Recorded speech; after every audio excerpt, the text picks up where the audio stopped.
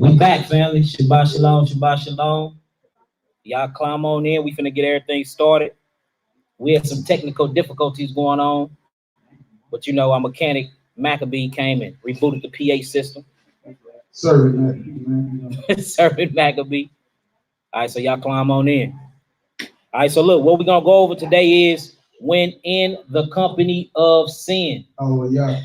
What to do when you in the company of sin. What spirit on these people when you in the company of them, and is you supposed to be around them anyway? So that's what we're gonna talk about today. When in the company of sin, what to do, how to identify it, what is the spirit on them, how to rebuke it, and how to keep away from them until they repent and come back. So that's what we're gonna go over today. So y'all climb on in. Let's get it started. Let's get it started. All praise. All praise. Let's get it done. Shabbat shalom to all that's local with us. Love y'all. I got all that already. We got all that covered. Shout out to the daughters of Zion for all getting these hard-headed Hebrews together, feeding us. Nerves most of the time. Right. Shout out to Nehemiah, House of Nehemiah. You did for, you know, some of the refreshments. My sister Tasha in the building, shaking your head. Yeah. Yeah. Shout out to everybody, man. You putting their hands in the plow this hour. Shabbat shalom to everybody on the live chat. Love y'all deep and true. So our pop, all y'all prayers, all y'all alms. Honor and humility been down here at the HQ for a year now, man. That's right. 20, April 2019, door was officially open. So we want to give all to the Most High, forever live His anointed, beloved.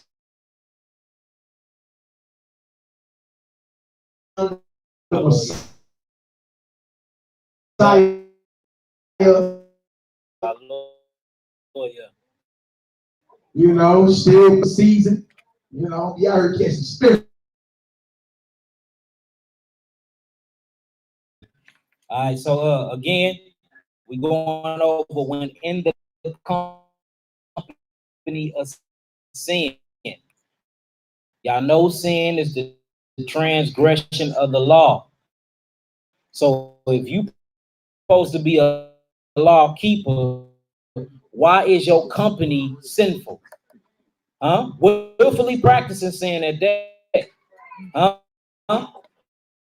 Making false accusations.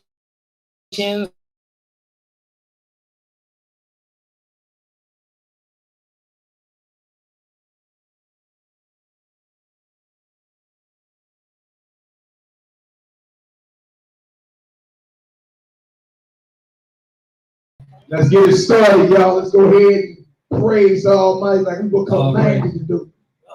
Let's get her done.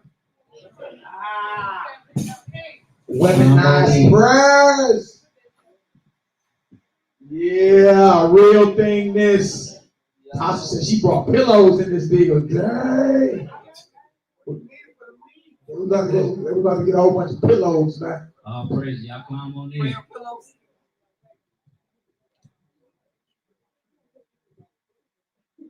Yeah, hallelujah. Hallelujah. All praise and glory and honor, man. Let's bust these guns. Praise our power. Let's get it. Yabareka Yahweh Veis Merika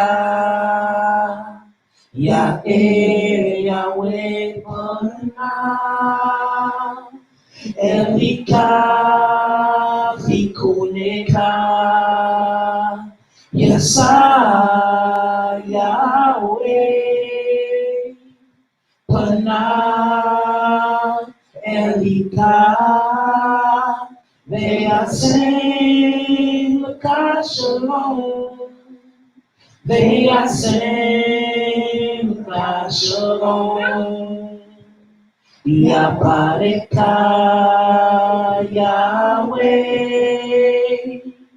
Ve'is Meika Yahweh Pana Elika Vikuneka Yesaya Yahweh, HonorandHumilitySTL, they are saying without shalom. They are saying without shalom. Amen.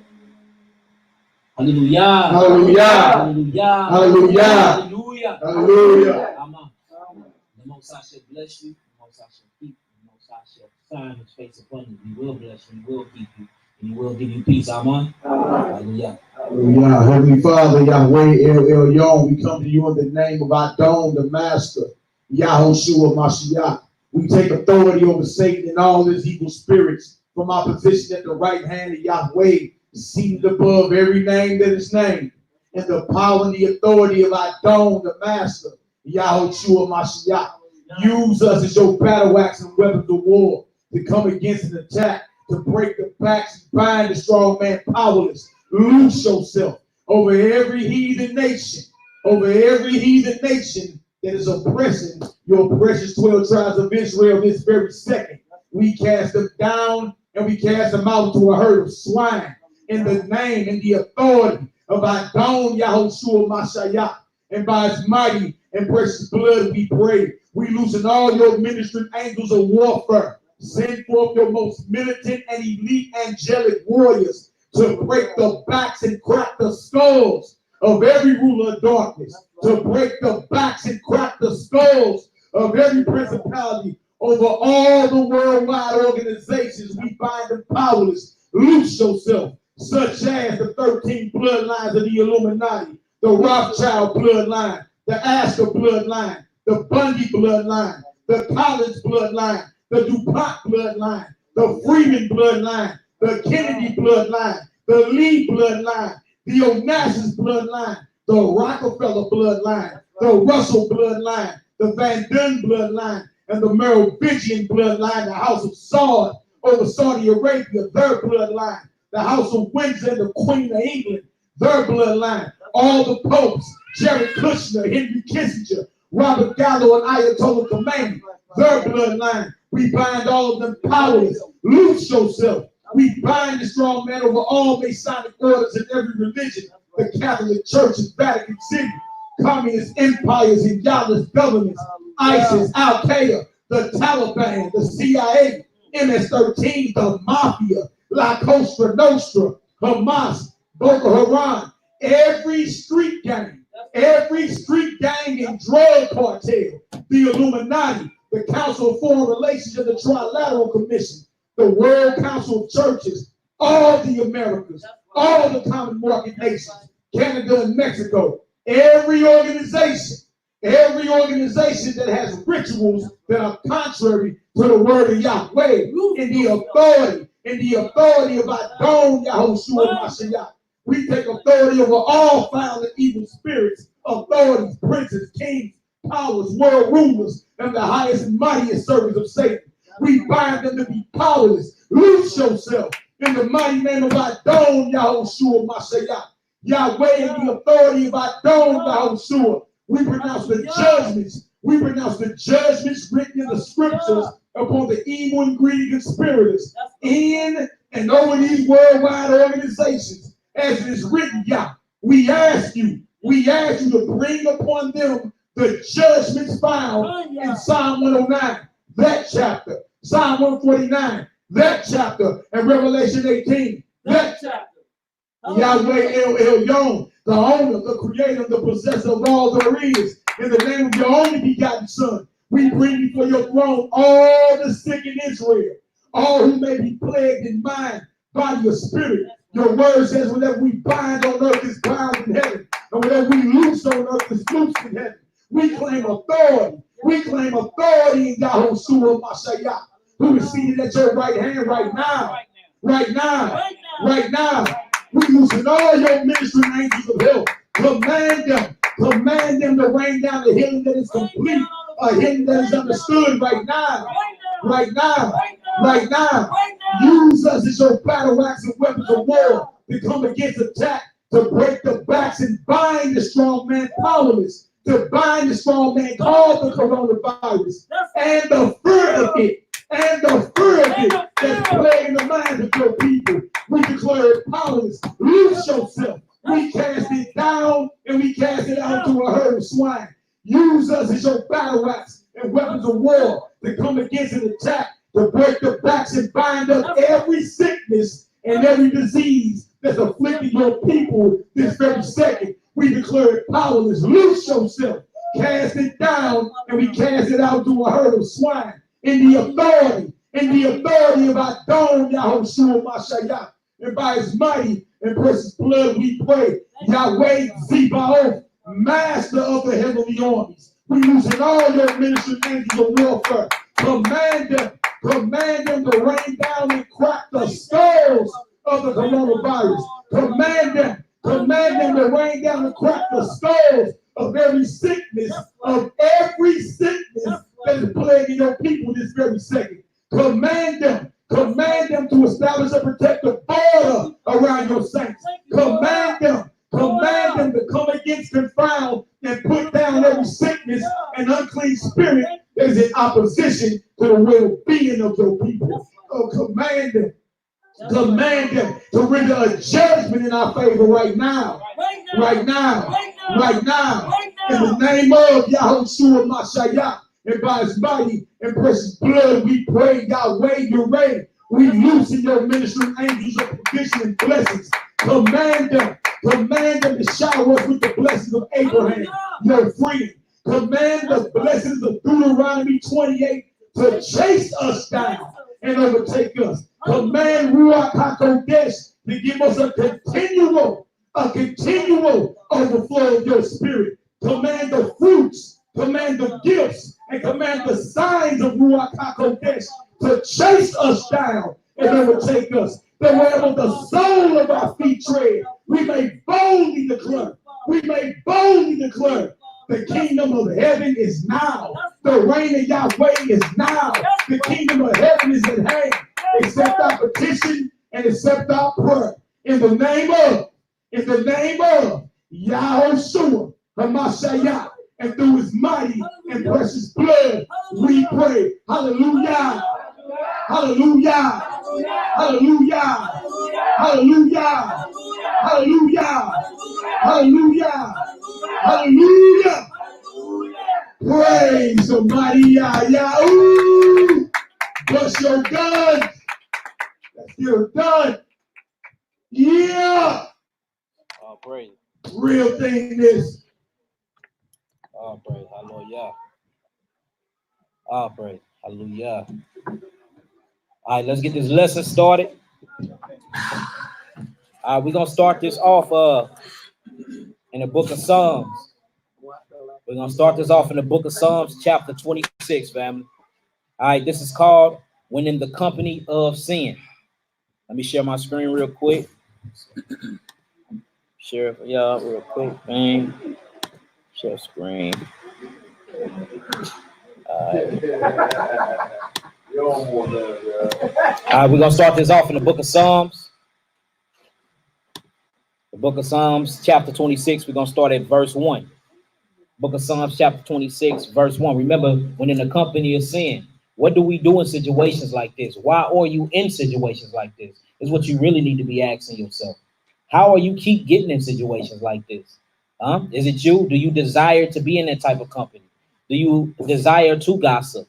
Do you desire to hear gossip, to tell bear? Like, we really going to have to start asking ourselves these questions. Why am I always the one that's ending up in situations like this? Maybe we need to do some self-reflection. All right, so look, we're going to start this off in the book of Psalms, y'all. Book of Psalms, chapter 26, and we're going to start it at verse 1.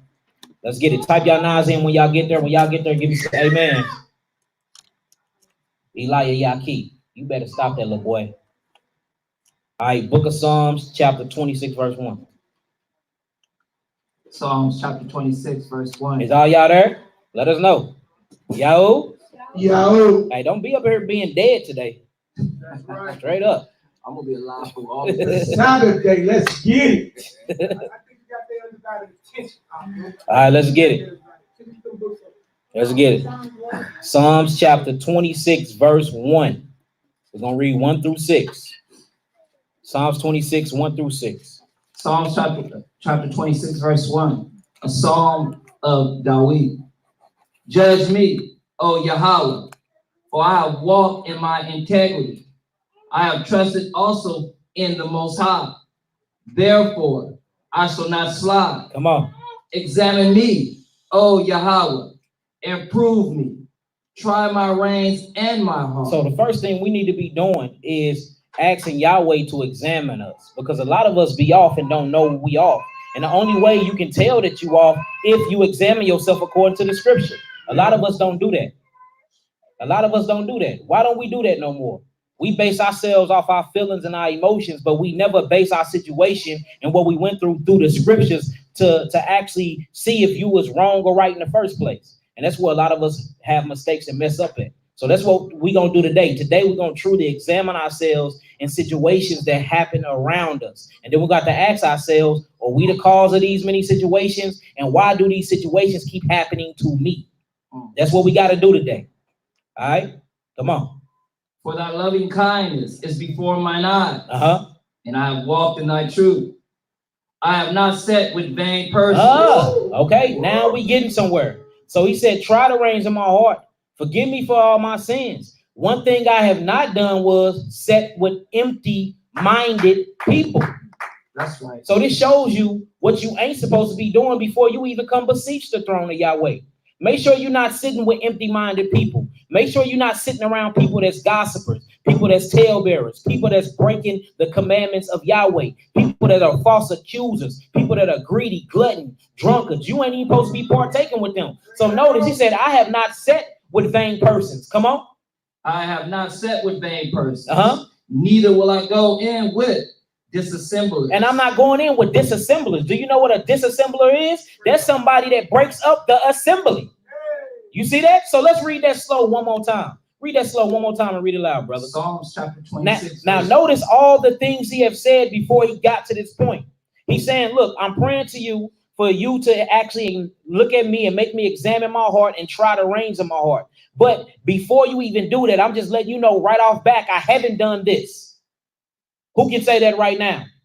Who can beseech the throne of Yahweh right now and know that he's going to hear your prayer and your cry because you haven't even done these things right here, which is, I have not sat with vain persons, neither will I go in with disassemblers. If you're around vain people, empty-minded people, you need to separate yourself right now.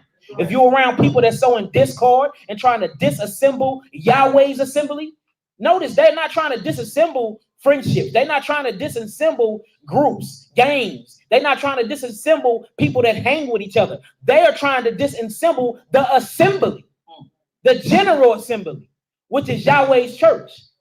This is a war that's against the church of Yahweh, which means it's a war against the only begotten Son in you. It's way deeper than just starting conversations and trying to turn people against each other. You are literally waging war against Yahweh. And we know how that turns out. All right, come on. Psalms chapter 26, verse 4. I have not sat with vain persons, neither will I go in with disassemblers. Come on. I have hated the congregation of evildoers. Do you hate the congregation of evildoers? Or are you quick to run and sit down and listen to what they got to say? Do you hate? Look, he said he hate the congregation of evildoers. Do y'all understand what that means? To hate something? It displeases you that bad that you hate it. You wish it wasn't born. You wish it wasn't heard. Do you hate that? Or do you know everybody's business? Or is you with the people that's plotting and scheming against the congregation? He said, for I have hated the congregation of evildoers. Come on, read this slow and loud. And will not sit with the wicked. He won't sit with the wicked. Or you sitting with the wicked. Do you know it's people around here being wicked and you ain't saying nothing about it? Do you know that make you wicked?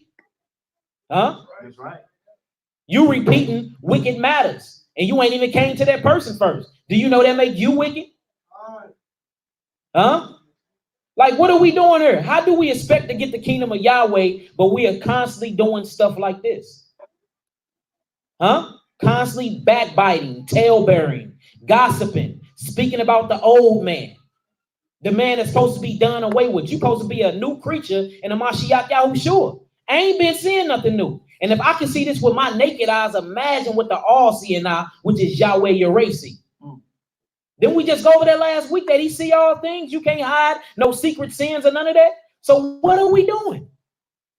How you're claiming you're a part of an assembly, but you're disassembling the assembly? Sound like double-minded to me. Boy, very double-minded and very hypocritical. Come on. Verse 6. I will wash my hands in innocency. Come on. So will I compass thine altar, O Yahweh. You see that? So he's saying, hey, I ain't gonna even come to the altar of prayer before I wash my hands of innocency. I'm gonna make sure I'm good. I'm gonna make sure I check my heart and acknowledge my sins before I even come and beseech you and pray before you. But notice his stickler and what he came out with first. Before I even give you my petition, I have not sat with empty-minded people. I have not sat with the wicked, and I hate the congregation of evildoers. Can we honestly say that? And if you can't in your heart, I ain't telling y'all to answer that. If you can't in your heart, you ain't even supposed to be praying. You need to fix that first before you come to the Father. Ask him to fix that within you before you ask him for anything else. Our priorities have been messed up, family. Our priorities is all jacked up. Straight up. It's vain competition, envying, covetousness going on, wrongful judgment, lying, accusations, and blaspheming of the Holy Spirit.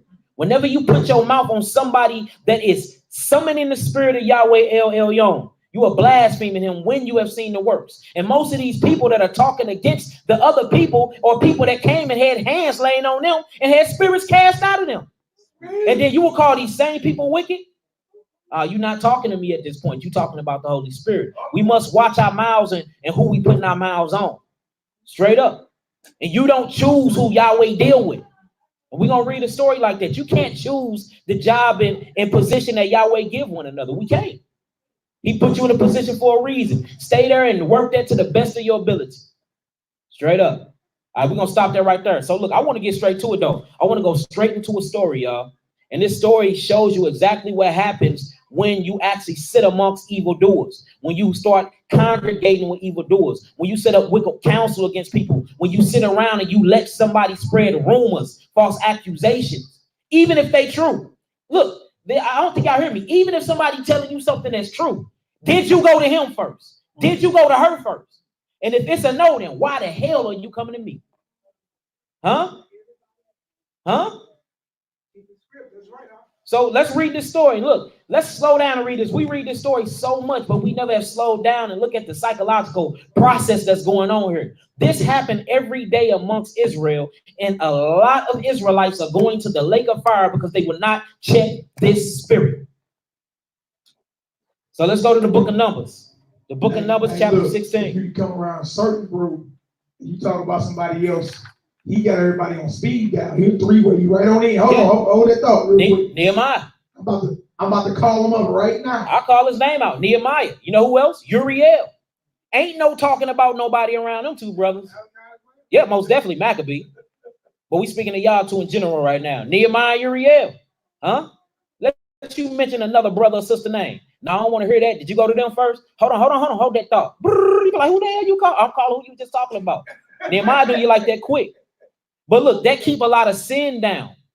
All right, so look, let's go to the book of Numbers and read this story, man. This story, and we all know about this story, but we never looked at it from this psychological aspect. Let's see what's really happening and what he's talking about here. And this will keep you out of a lot of sin and keep you out of a lot of heartache. We have to realize that whether it's family, whether it's brothers, sisters, mothers, everybody ain't getting the kingdom, y'all.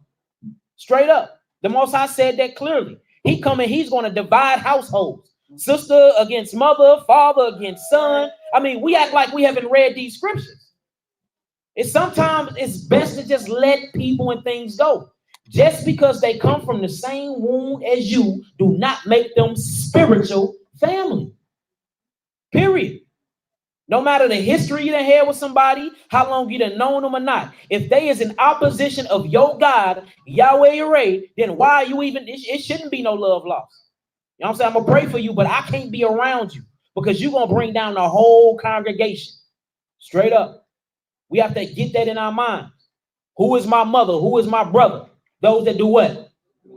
Say that loud and together. That's simple and plain, right? Now check out this situation. Y'all, this blow my mind every time I read it. All right, we're going to the book of Numbers. Book of Numbers, chapter 16. Start that deal at 1. We finna read this story. We're going to go through it slow. We're going to put ourselves there in the story. We're going to act like we smelled the scenery, like we was there, like we wearing the fabric. We finna put ourselves in the situation, and we're going to see what to do and what not to do. All right, let's get it. Book of Numbers, chapter 16, verse 1. Give them that mic, because they don't need to hear that yet. Give them that mic. Yeah, speak through that deal, my brother. Read loud for them too if you can. Okay. Book of Numbers, chapter 16, verse 1. Uh-huh. Now Korah, the son of Izhar, Uh-huh. the son of Kohath, the son of Levi, and Dathan, and Eber, the son of Eliab, and On, the son of Peleth, sons of Reuben, took me. So hold on. Now look. So we see Korah. Korah is a son. He's actually a part of the Levitical priesthood, right? Notice it said he took men. Notice what he did. He took men. Now notice we establishing the name here. Y'all listen up. Listen up. Sit down and listen up. We got Korah. We talking about Korah. So write down Korah. We finna write down a person here. This man name is Korah. Let's see what he about. Let's see what he doing. Let's see his judgment. All right, write down Korah. Now Korah took men. What did he take men to do? Let's keep reading. Verse 2. And they rose up before Moses. So that's what he did. Korah, he took men and he done convinced these men to rise up against Moses. Now the whole question should be, dang, what did Moses do? For Korah to take men and men to rise up against him. Now we have to establish something here. Whenever you are seeing something like this and you're hearing something about a man that's taking man to rise up against one man, there had to have been a secret conversation there, right? Because how are you convincing and taking men to rise up against a man that's following Yahweh? Wasn't Moses the lawgiver? Didn't he help lead the people up out of the land of bondage? Yes. So why is there anybody raising up a man that came and did his all and gave his all for you? Let's keep reading. And they rose up before Moses with certain of the children of Israel. You see that? With certain the children of who? With certain of the children of Israel. So this is not an Israelite clicking up with heathens that come against another Israelite. This is Israelites clicking up with Israelites that come against an Israelite. Y'all see what we go through? This been going on for thousands of years, y'all. Come on. 250 princes of the assembly. Oh, hold on. We listening. Look, not only is they Israelites, these are 250 men of what? Of the assembly. The church. The church is rising up against somebody else in the church.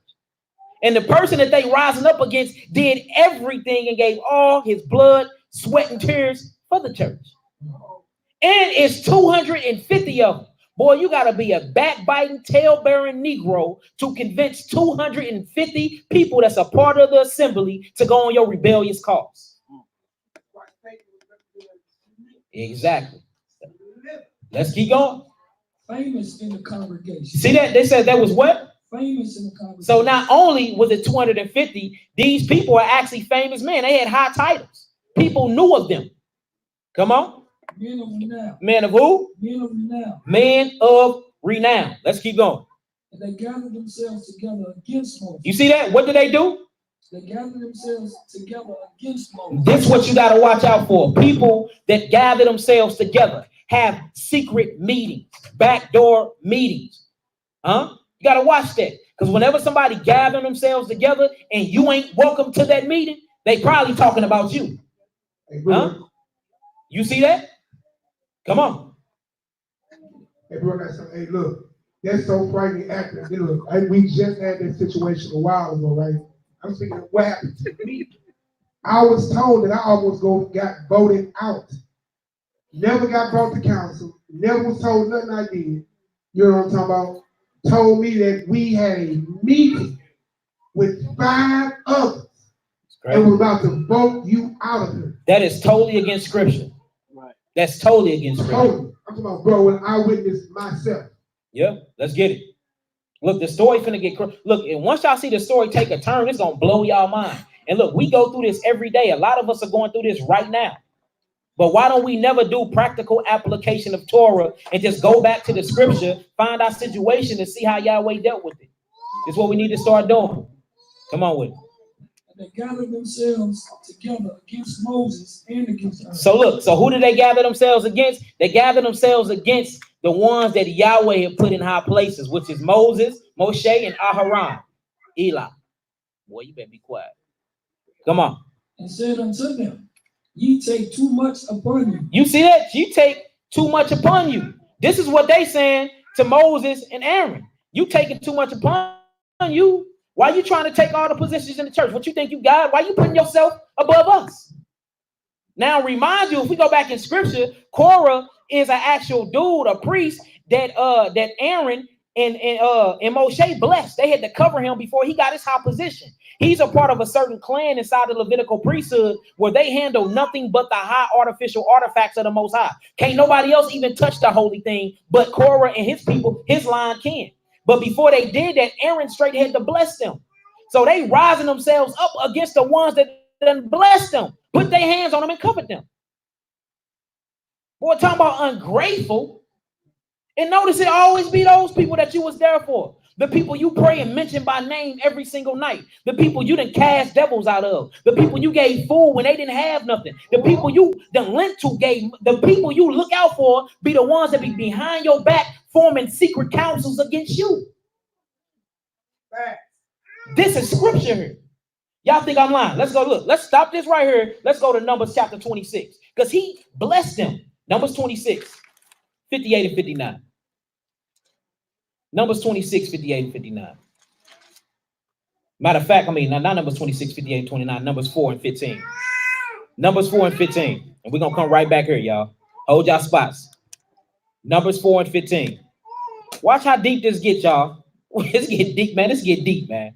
Now, this is before they rose against him, right? This is chapters before, right? Can we agree? All right, Numbers 4 and 15. Numbers 4, verse 15. Man, read that out loud, man. Matter of fact, start at 14. Check this out. Now, remember, his name was what? What was his name? Quran, right? Carol.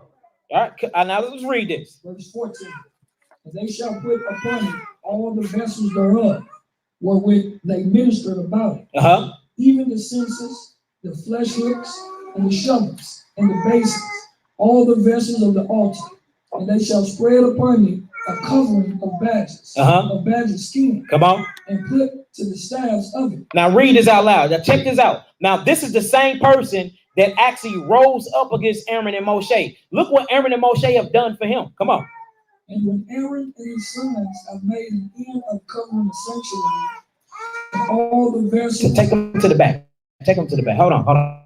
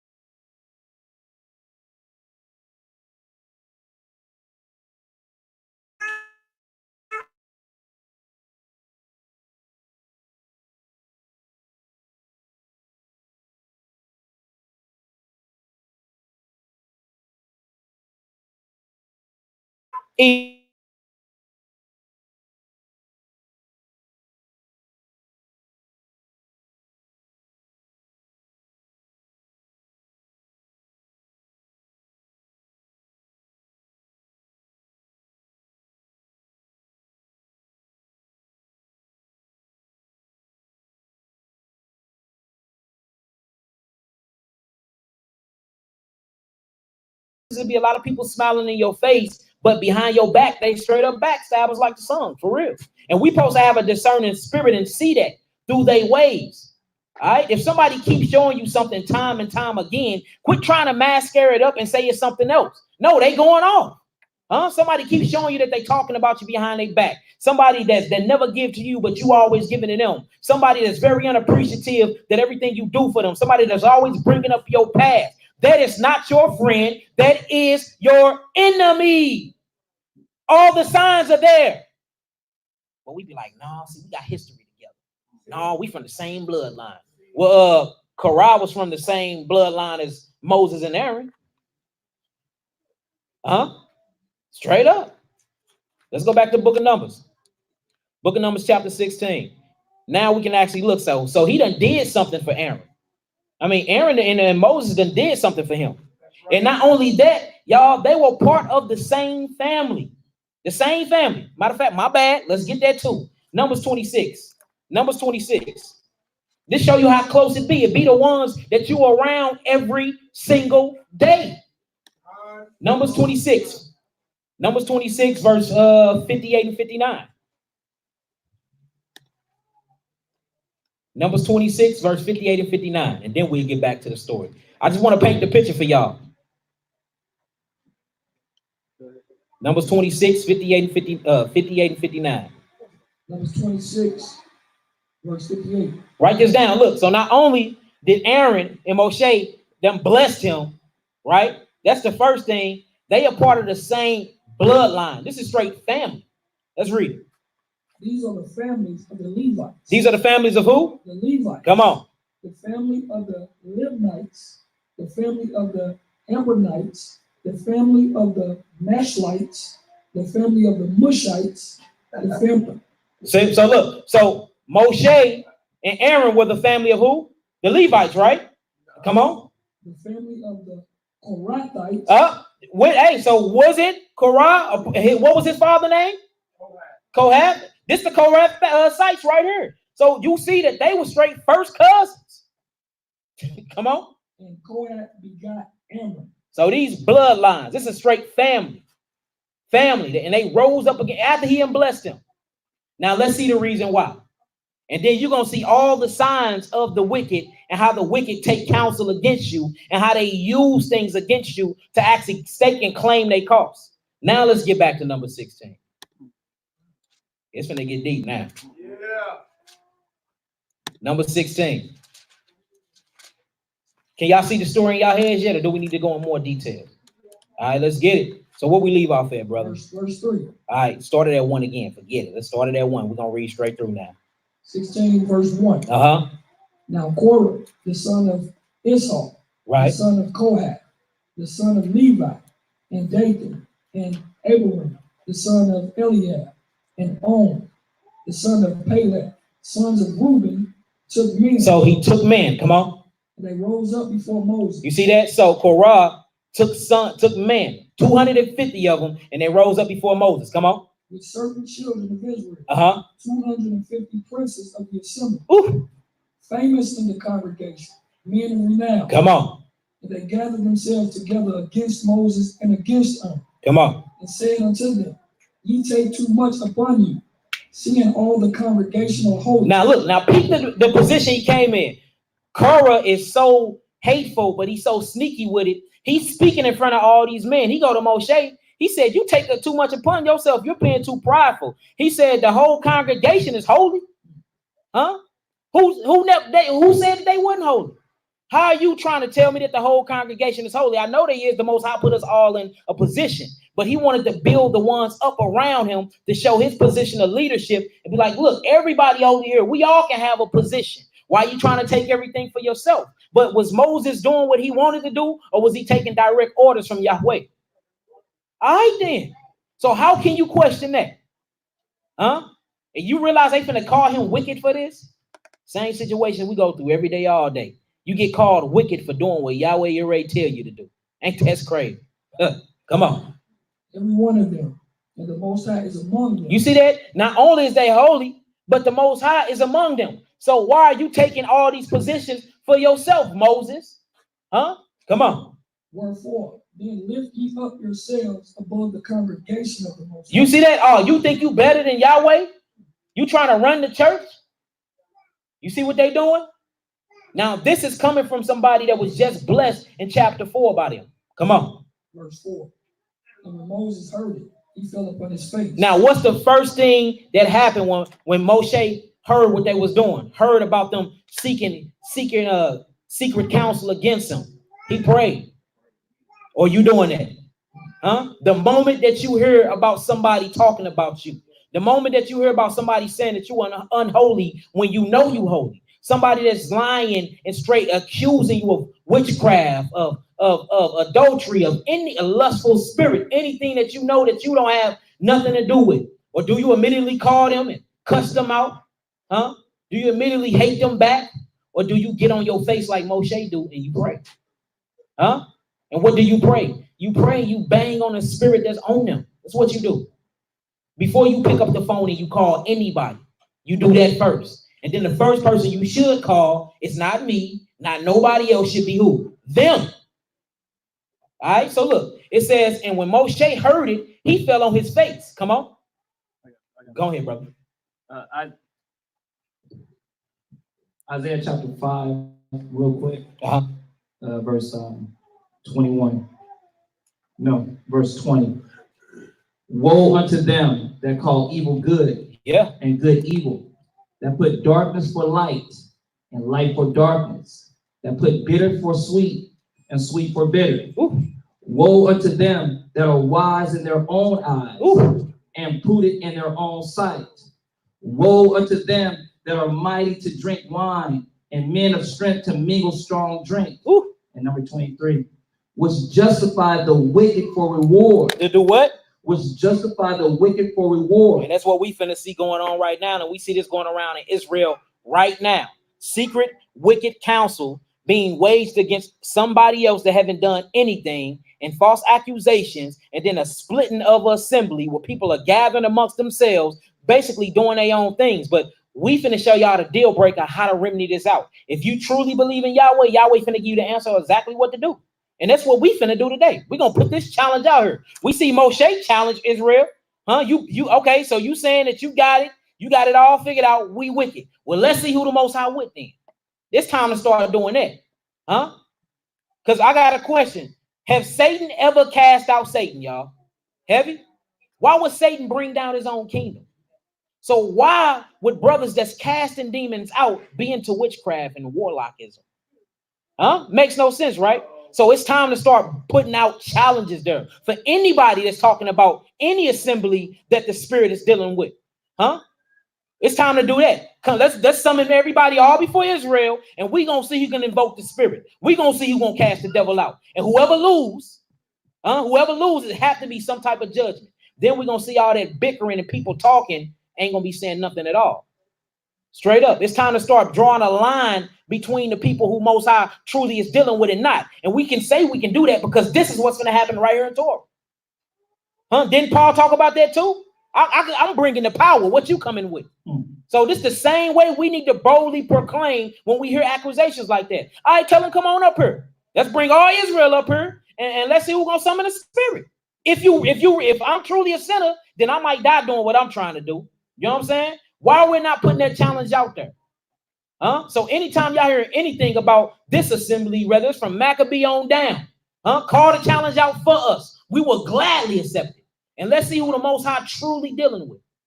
Because if we into all this witchcraft and we into warlockism and speaking enchantments and all this crazy nonsense, then he most definitely ain't finna be with us. The power ain't gonna be here, right? All right, then. Let's see what happened. This is get interesting. Come on. Let me finish. Which justify the wicked for reward. Take away the righteousness of the righteous from him. Come on, let's get it. All right, we back in Numbers. I just gonna turn up, y'all. This story get good. Look at Numbers, chapter 16, verse 5. Right. And he spake unto Korah and unto all his company. All his who? All his company. All his who? All his company. What's this class called? When in the company of sin. So it says, so Moshe prayed after he heard the accusations, right? After he heard the lies against him, he prayed. After he got done praying, he followed the next protocol of Torah, which is to do what? Go head on to the people you have a problem with. He went straight to Korah and to all his who? Company. Remember, the company consists of 250 backbiting men, a rebellious group out of the church, out of the assembly, out of the congregation. Remember? All right, now we does not forget David's words. David said that he hates the congregation of evil doers. Didn't he say that? Let's see what happened here. Come on. Saying, even tomorrow the Most High will show who are his, and who is holy. You see that? He putting a challenge out. Okay, since I'm wicked, since my brother Aharon is wicked, let's do this. Let's call a challenge. He said, tomorrow, Yahweh gonna show who is his and who is holy. We need to start putting that out there. As soon as somebody put your mouth on, put a challenge out. Challenge them. If you really about that, challenge them. Come on. And will cause him to come near unto him. Come on. Even him whom he had chosen will he cause to come near unto him. Come on. This do, take your census, Korah, and all his company, and put fire therein, and put incense in them before the Most High tomorrow. And it shall be that the man whom the Most High doth choose, he shall be holy. Ye take too much upon you, ye sons of Levi. Now let's break this down. So first, what Moses did, he prayed. He heard people talking about him.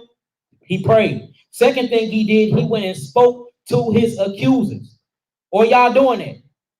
Huh? The third thing he did, he put a challenge out there. If everything you saying is true, well, tomorrow when we summon the spirit, everything gonna reveal itself.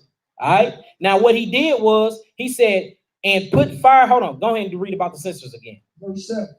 And put fire therein, and put incense in them. And put incense in them before the Most High tomorrow. It shall be that the man whom the Most High doth choose, he shall be holy. Ye take too much upon yourselves, you sons of Levi. So look, Moses already knew the challenge he put out there was off anyway, because he knew he ain't do nothing wicked. He already knew he was dealing with the Most High. So he said, since y'all want my position, because that's the whole point, Korah wanted his position. Korah didn't deal with the incense. Moshe and Aaron and them deal with the incense. So they was trying to be priests, which they wasn't the high priest, but they wanted to be. So he gave them a high priest job to do. Now, you know they're going to fail. They don't know nothing about incense. If you get into what they was doing, they weren't dealing with the incense and the altar of prayer and none of that.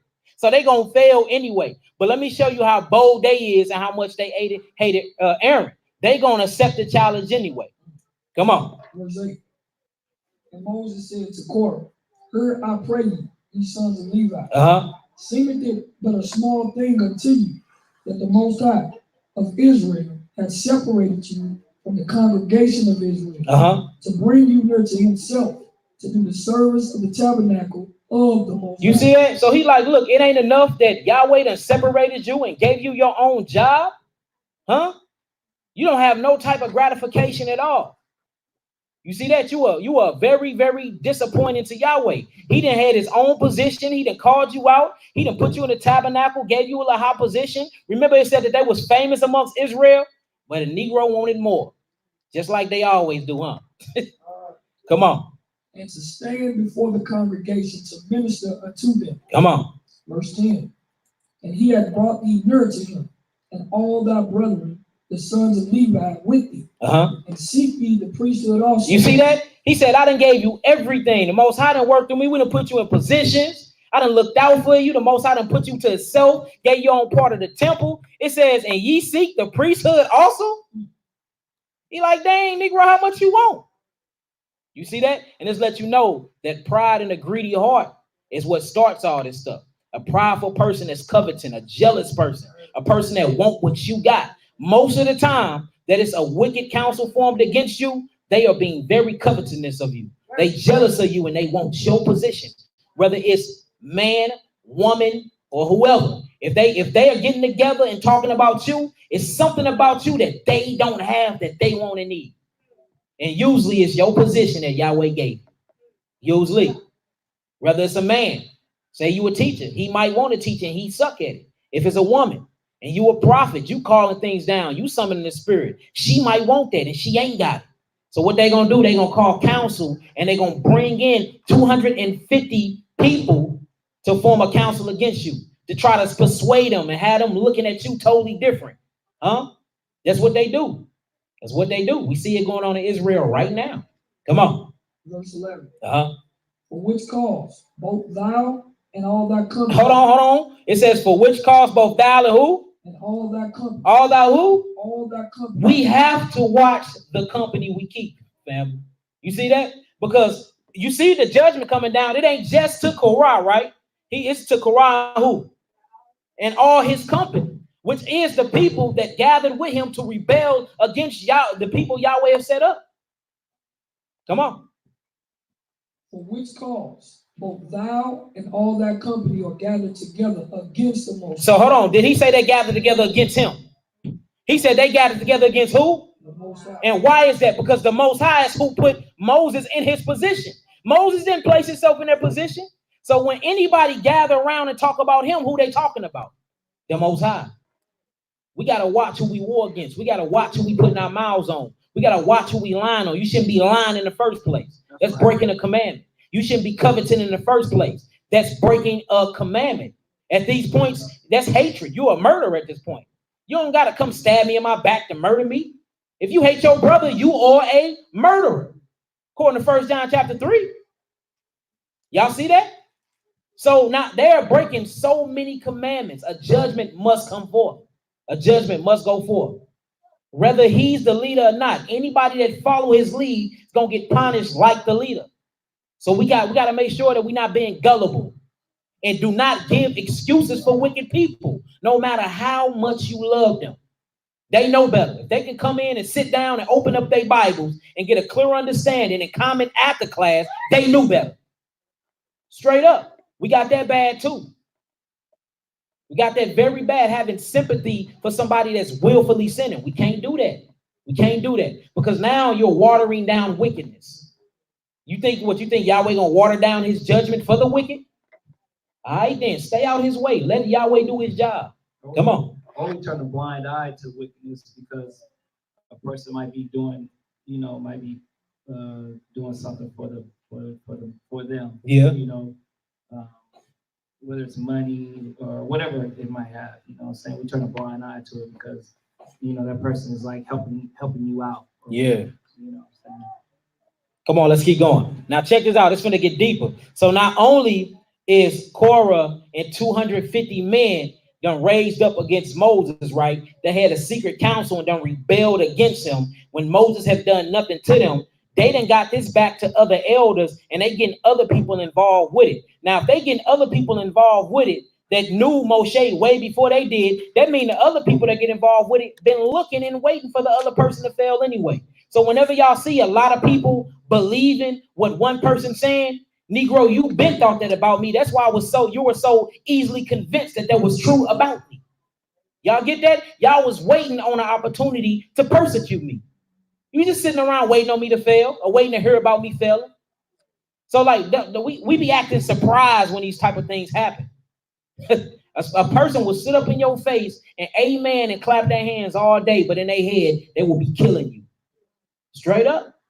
That's why it's so important that we must pray and ask Yahweh to search our hearts. Search our hearts. Prove me, Yahweh. Search me. Show me my secret sins. Are we doing that? See, this whole situation can be avoided if you follow scripture. And a lot of scriptures was not followed here. Let's keep going. Verse 11 again. Verse 11 again. For which cause both thou and all thy company are gathered together against the Most High. Come on. And what is earned that you murmur against him? You see that? And what is earned that you murmur against him? You got something against me and Aaron, the one who blessed you, sanctified the temple and everything for you can come in and grab hold of the holy thing. You're like, look, he put you in positions. Why are you? What's wrong? What did we do to you? Oh, the whole time you wanted my position. Come on. And Moses sent to call Dathan and Abiram. All right, now Dathan and Abiram, the sons of Eliab, remember they all a part of the family, but they were older than them. So he calling upon other elders, right? Moses is. Check out what they say to him. Come on. And Moses sent to call Dathan and Abiram, the sons of Eliab, which said, we will not come up. You see that? So he called. Now you talking about a leader over the con.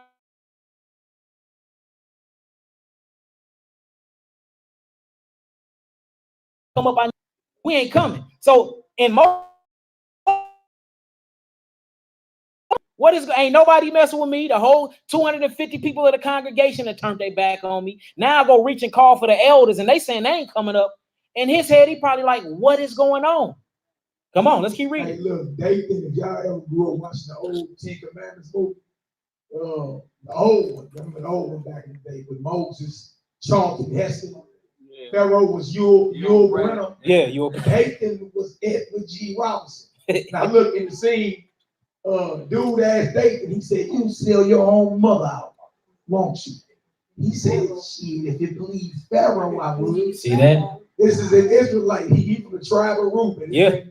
Yeah. Hey. Y'all go back and watch the old Ten Commandments movie. You'll see it right in there. Yeah. He was a bootleg. Like he was the definition of a supreme bootleg. Hey, look, he's so much of a bootlegger. He called bondage. He called Egypt the land of milk and honey, y'all. This how much of a bootlegger he is. Master this elder straight up bootlegger. Hey, like y'all seen Django. Samuel L. Jackson Django. Yeah, yeah. Who that nigga on that day? Yeah. That's Bacon. Yeah. That's Bacon. You know what I'm saying? Yeah. This cat was a supreme bootlegger. Sellout bootlegger. Yeah. So if y'all watch the old Ten Commandments movie, look at David. He is played by Edward G. Robinson. Mm-hmm. You feel me? And he said he would sell his mama out if it pleased the Pharaoh. Now look, hey, look what he's finna say now, though. Dude going off. Now let's read this again. Let's read that again. Start from 12 again, brother. Verse 12. Yeah. And Moses sent to call Dathan and Abraham, the sons of Eliab, which said, we will not come up. Now, why won't they come up? Check this out, y'all. It is a small thing that thou hast brought us up out of a land that floweth with milk and honey. What? Come on. To kill us in the wilderness. You see that? So look, they mad. Notice they had already got wind and then talked to Korah and them. That's what's going on. So when he called them to tell them to come up, they already done formed a whole plot against him. Moses don't know everybody against him at this point. So they say, we ain't coming up. He said, look, is it a small thing that thou hast brought us up out of the land flowing with milk and honey to kill us in the wilderness? Well, before they went into the wilderness, where was they at? Egypt. This Negro calling bondage the land of milk and honey. And letting you know that when people are mad at you, what they will hold against you is things you did in the past. You see that? See how quick they brought up some past things that was comfortable in bondage. Exactly. And it show you too, bro, that people will use your past against you. Anything that will validate the hate they have for you, they'll bring it up. So he needed something to talk about. This is why we ain't coming up, Negro. This is why I hate you. You brought us from the land. You brought us from bondage where I was cool at to kill us in the wilderness. About that. He wasn't no person that loved his people. Yeah. Because you got millions of your people in bondage. Yeah. Well, you a slave, but you like, look, I'm good. You know what I'm saying? I got my corporate status. I'm straight. I ain't got nothing to worry about. I'm living cool in bondage and slavery. Yeah. I can care less about what them niggas going through down there making brick without straw. Exactly. Or how hard you work in the ghetto. He one of them types. Like, man, look, I'm good. Yeah. You know what I'm saying? So that type of Negro will call bondage the land of milk and honey. Because he was good, even though his people were suffering. So they done rose up against Moses. All of them want to get back in high positions, right? Including Dathan. So as soon as he heard about it from Korah, he like, I already know they're going to call me anyway. I got a little position in Israel. I know Moses is going to reach out. So when he reach out, I'm telling him we ain't coming up. And then I'm going to tell him the reason why we ain't coming up. He bring up something that happened in the past. Watch that, because that's what Negroes would do. They will use the past to validate the reason why they hate you. Write that down. Bro, we just witnessed that this week, man. That's what I'm saying. We just witnessed that this week, bro. Hey, it gets deep. That is how you know this our people, man. Yeah, it's most definitely our people. You act just like your forefathers. Yeah. It should not be no type of like surprise. Yeah. You should be reading this like, man, that sounds like my uncle. Yeah, they look. Yeah, that sounds like my uncle and all his drunk potty. Yeah. So look, they've been feeling a type of way. Now they just was presented an opportunity to show that. See that people sit around and wait to show you that they don't like you. They just need a reason first. And this was a valid reason for them. Now let's keep going. Ecclesiastes chapter 3, verse 25. I just want to read Go ahead, brother. For many are deceived by their own vain opinion. Yes, boy. And an evil suspicion has overthrown their judgment. What? That's deep. That's deep. That's what's going on. Hey, look, this scripture. Ecclesiasticus, Sirach. It's in the Apocrypha. You You got one? The red book. One of y'all hold up this one, the red book. Chapter 3. Yeah, that's part of in the 1611, when the Bible came out in 1611, King James, that book was part of the King James Bible. Yeah. That's the Apocrypha. Right there. Yeah, we can order that. You can get on Amazon for like $8. Yeah. All right, look, let's keep going. It gets deeper. Look, the thing about this story, if you really slow down and read, it keep turning up. You're like, man, how wicked can the wicked get? War is no limit to the wicked. I'm telling you, y'all. No limit to them. Let's keep going. Verse 13 again. Is it a small thing that thou hast brought us up out of the land that flowed with milk and honey? This Negro that called bondage the land of milk and honey because he was good, but his people were suffering. He done brought up the past to validate his hatred, and the reason why he not even gonna come here Moshe out, because he already know that they are planning a rebellion against Yahweh. You see that? And they ain't selfish. In their eyes, they hate Moses. But in Yahweh's eyes, they hate him. You see that? Straight up. See that? Y'all see what I'm saying? In their eyes, it's something about this nigga Moses. But in Yahweh's eyes, no, you got something against me. That's how it go. Watch who you put in your mouth on. Because you're hating on his decision, his choice. Exactly. All right, come on with it. To kill us in the wilderness, except thou make thyself altogether a prince over us. You see that? Now he's boasting. He's like putting, so what? You want to make yourself prince over us? Meaning that he don't like being under the authority that Yahweh put him under. Y'all see that? Yeah. Except thou make thyself a prince over us. Oh, so you don't like the authority and the position Yahweh gave you. And Yahweh gave me. Let's keep going. Moreover, thou hast not brought us into a land that flows with milk and honey, or given us inheritance of fields and vineyards. You see that now? Now he's saying this. Not only, this show you how double-minded he is. Okay, not only did you take me from the land of milk and honey, but what about the promises Yahweh told you to give us? You're supposed to be taking us to Israel. Y'all see that? So now he done brought up the past, and now he's talking about things that he haven't done yet and promises that he done made. Oh, don't this sound like certain people, boy? Huh? This is how they do you. Because look, they have to find a valid reason for their hatred towards you. Even though there is none, they have to fabricate something in their wicked imagination for you to validate that hate that they got for you. Very premeditated, sister. Very premeditated. Premeditated hatred. And that's what's going on. And all of this was plotted in a secret, wicked council that was against the person that was never there, which is very contrary to scripture. If you have aught with your brother, what you supposed to do? Holler at him. Did this ever happen? No. You see that? It was so bad that it says when Moshe heard what was going on, he got on his face, then he went to them. Yep, pray and then address your enemy. There you go, sister. You got it. Come on with it. About there could be plans being formulated, you feel me, like in the background that you may not be privy to. Yeah. So somebody can say, well, I don't see what need to be going on right now. Yeah. You know what I'm saying? But there could be plans formulated amongst the congregation, in which there is, but there could be plans formulated for the well-being of everybody. But because a dissembler don't see it right now, the charge is, you a liar. What are y'all doing for the people? What are y'all doing for the people? What are your plans? You feel me? Straight up. You don't even know. You don't even know the WhatsApp groups that's created. And, you know what I'm saying? The brothers that be on the phone in contact with each other, the sisters that be on the phone in contact with each other. You feel me? Not for personal gain, but for the well-being, of everybody in here. That's right. You know what I'm saying? What's up with the bro? Shalom, shalom, brother. Shabbat shalom. All right, let's get it. Start from 14 again. All right, let's get through this chapter because it's going to turn up, family. Y'all listen up. It's going to turn up. Here it go. Come on with it. Verse 14 again. Moreover, thou hast not brought us into a land that floweth with milk and honey, or given us inheritance of fields and vineyards. Wilt thou put out the eyes of these men? You see that? Hold on. Come on. Wilt thou put out the eyes of these men? Come on. Will we not come up? You see that? We will not come up. Huh? You see that? You ain't in no position.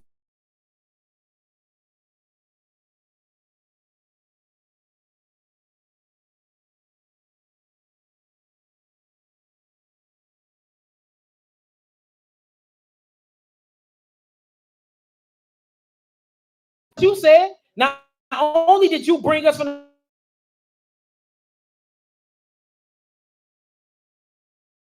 Negroes mad at him. Negroes still want the flesh pots of Egypt. They trying to conform plans to stone him, to kill him. And look, remember, he done so many times he done spared Israel. Just kill me, Yahweh, before you kill your people now.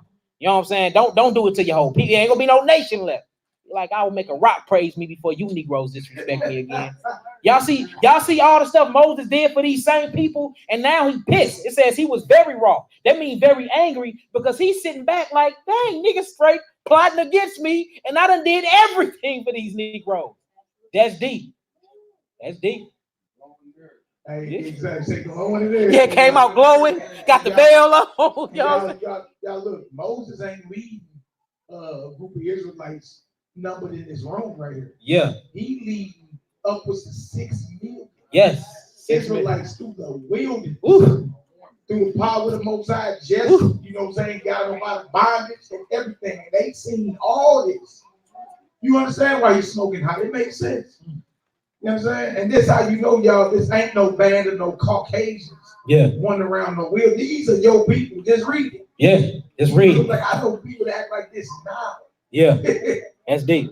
All right, come on, let's get it. So look, so Moses get mad. Moses finally peep and see everything. He see the wicked council that's formed against him. It just ringed in his head. At first, he thinking it's just a small number of people. You know, it's just Korah and 250,000 men. Famous men that want my position. Then he hit up the elders. Not only is that, it's them, and they disobeying his orders. So he like, oh, okay, I see exactly what's going on. Let's see what happened next. Come on. And Moses was very rough and said unto the Most High. Now, peep what he say unto Yahweh. Peep what he say unto Yahweh, y'all. Peep this. Respect not thou their offering. He said that Yahweh, you know they wicked. Do not respect their offerings. You cut off their prayers. Cut off anything they got for you. Cut it off, Yahweh. Straight up. Are we asking Yahweh to do that for our wicked people that make counsel behind us? Cut their prayers off. And unless it's a prayer of repentance, cut it off, Yahweh. Or you doing that? Or you too busy trying to, see that B, and I can't wait till I see that nigga. Or is you on your knees like, you know what, Yahweh? The next time they pray and ask for a blessing, stop it until they have a heart of repentance. That's how much power you got. That's how much power you got. Huh? Who doing that? Yeah. Huh? Yeah. Who doing that? Remember, this is a spiritual, psychological war that's going on here. You need your spirit and psychological weapons. And your weapon is militant prayer. Militant prayer means a soldier praying, warrior praying. Huh? What's the best thing to do? Then cut them off from their resources. You see that in physical war. Cut the water, cut the food supply. They gonna surrender. Or they gonna kill and eat each other first, one of them. So why don't you do that in spiritual war? Ask Yahweh to cut the water and cut their food supply, which means cut their protection and cut their blessings. Yahweh don't protect them and do not bless them. They are coming against what you appointed, Yahweh. They're coming into who you put in position to be over them, Yahweh. Huh? Render them twofold. When the last time y'all prayed that on an enemy? Huh? Or on a dissembler? On a dissembler. That's so-called supposed to be a part of the assembly. See, I thought as much as I Hold on. Here it is. Quick on your feet, boy. Quick on that feet, boy. as much as I read the word like friend and begging on my tongue, I used to think I was wrong because I used to, when people do wrong to me, I'm not a confrontational individual.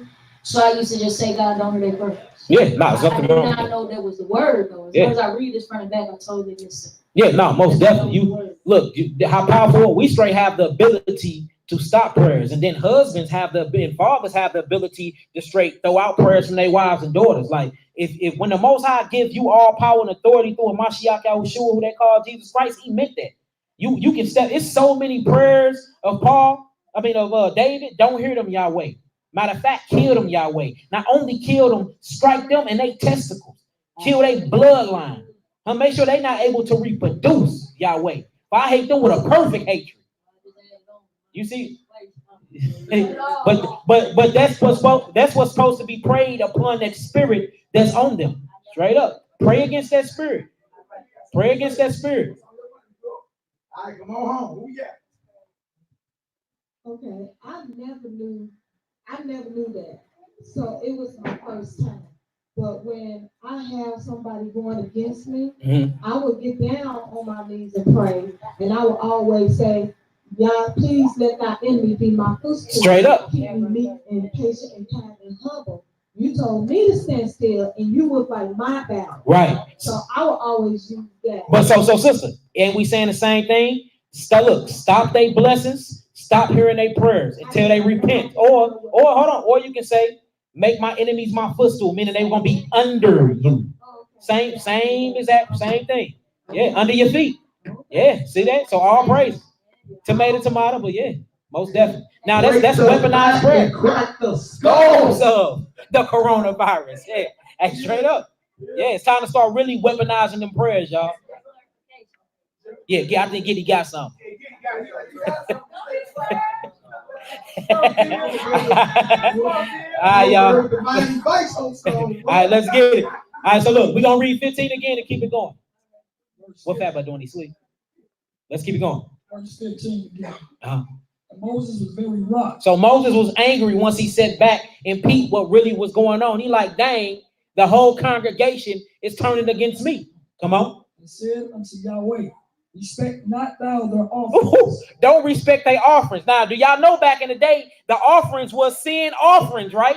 These was for you to get blessings. These was for you to get healed. And these was for your repenting of sins. He's saying stop all form of communication with these Negroes. Boy, that's the power of prayer we got. Come on.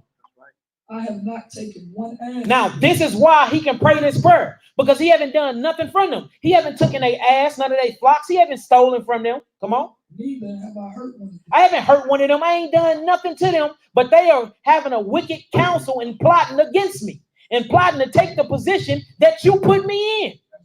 So when that's happening and you're washing your hands in innocency that we seen that David was talking about in the book of Psalms, and you're washing your hands in that you haven't done nothing, you can pray these type of prayers. But don't do this if you know you off too, because judgment will come twofold.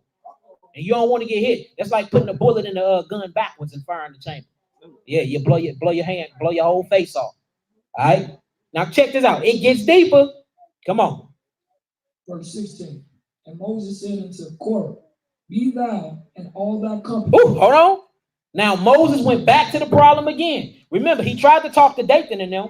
That ain't work. He like, look, I'm finna go back to them again. After he done prayed, Most High cut off all their prayers, cut off their blessings, cut off their offerings. Don't even rap with them. You know what I'm saying? I'm your son, and your son didn't do nothing. And of course, you told me that if I do this and if I follow your commandment, this is what can happen to me, and this is the power I got. So he flexing and using the authority, right? So then he went back to Quran. What did he say, bro? Be thou and all thy company. See, be thou you in your wicked company, that bad company that you keeping, the people that you've been huddled up against in midnight hours in the dark, talking about me. Yeah, all of y'all. Come on. Before Yahweh. Uh-huh. Thou and they and Aaron tomorrow. So look, not only you come, but bring all the people that was talking about us and trying to have this wicked count, all of y'all and Aaron. We all finna meet up in a place tomorrow. We finna put a challenge out. We gonna see who the Most High really dealing with in front of all of Israel. Because look, you have to keep that same energy. The same way you disrespected me in public, you either finna apologize and repent in public, or your judgment finna happen in public. Now, around this is 250 men seeking counsel and spreading rumors about Moses. Y'all don't think this went throughout all Israel? All of us is in one place at this time. So imagine 6 million Israelites. You heard what that nigga Moses did, right? You know, yeah, and that nigga ain't giving us some water in the wilderness. He already gave us no food. Yeah, no, it gotta be true. It gotta be. And where the hell is the land of milk and honey? We've been about to Egypt for so damn long. Got us eating up, drinking water from damn rocks and shit. We drinking water out of a split rock and eating. Yeah, you know what's just Israel. Just imagine. Right, well, imagine, boy. Just imagine the conversations that was going on amongst 6 million Israelites. They was already from one person though. One person started all this mess in one place at one time. Boy, and look, now you get the scripture that said they was bickering and murmuring. Oh, now we know why. These Negro Korah and 250 men that started all types of stuff. Korah, Dathan, and the likes of Abby Ross. Yeah, the likes of who? Abby Ross. That started all this. So now when you get to where they was bickering and they was murmuring and they was doing all that mumble mouthing, now we see where all this stuff really starts from. It starts from one wicked person that's been in assembly. They feel some type of way, then they plant bad seeds, and all seeds grow, y'all. All seeds grow. You're either gonna grow a weed, or you're gonna grow a herb, you're gonna grow some barley, you're gonna grow a tare. But whatever you plant has to grow. Have to grow. All right. Season. Check this out. So that would be the original coronavirus. Yeah, the coronavirus. Boy, I'm taking that. We got the coronavirus is amongst the assembly, family. Right through Israel. Yep, the coronavirus is among. I love that, boy. The coronavirus. We need the most high antibiotic. Yeah. Hey, we praying for that tonight. We're gonna pray on that too. Break the backs and the skull of the coronavirus. Add it on the list. The coronavirus. The coronavirus. We bind them powerless. All right, so look, but y'all see how wicked Korah is, right? All right, so it says, and Moshe said unto Korah, be thou in all thy company before Yahweh, thou and thy and Aharon tomorrow. Come on, 17.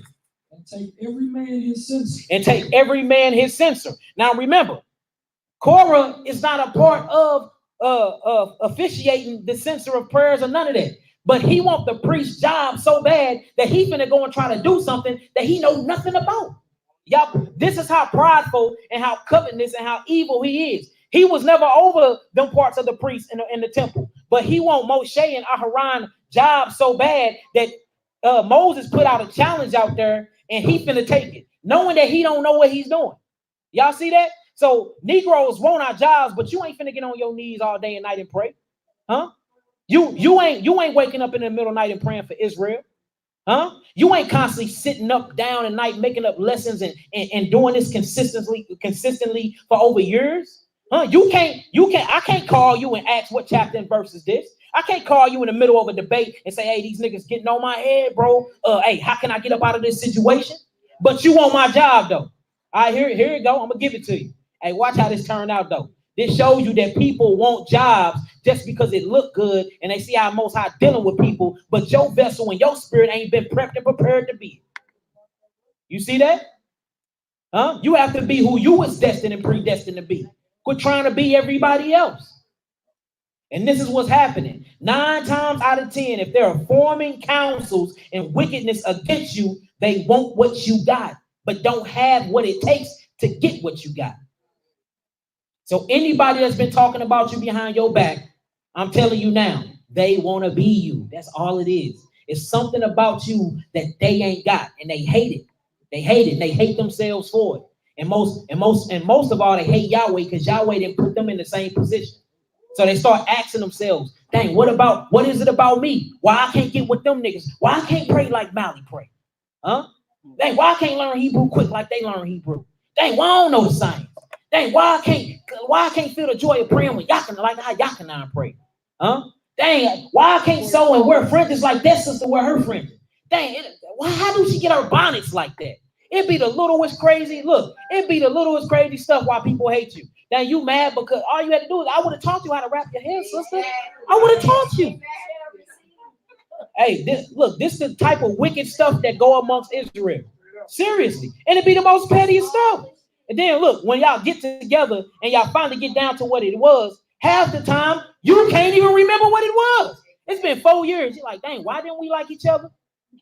Oh, because that wicked counsel I heard about you 5 years ago. I never asked you, but I was just so convinced. It was just so many people against you. I thought I was just gonna join in. They couldn't. It was like 10 of them. 10 people gonna lie about the same thing. And that's how it go. That's how Israel go. Let's keep it going. 250 was lying on this. 250. Hey, plus Dathan and them. Now let's keep it going. Verse 17. And take every man his censer and put incense in them. And bring ye before the Most High. Stop it. Y'all listen up. Listen up. Listen up. Start back from 17. Isaiah, come sit your butt down over here. You too, come sit down. Yes, you.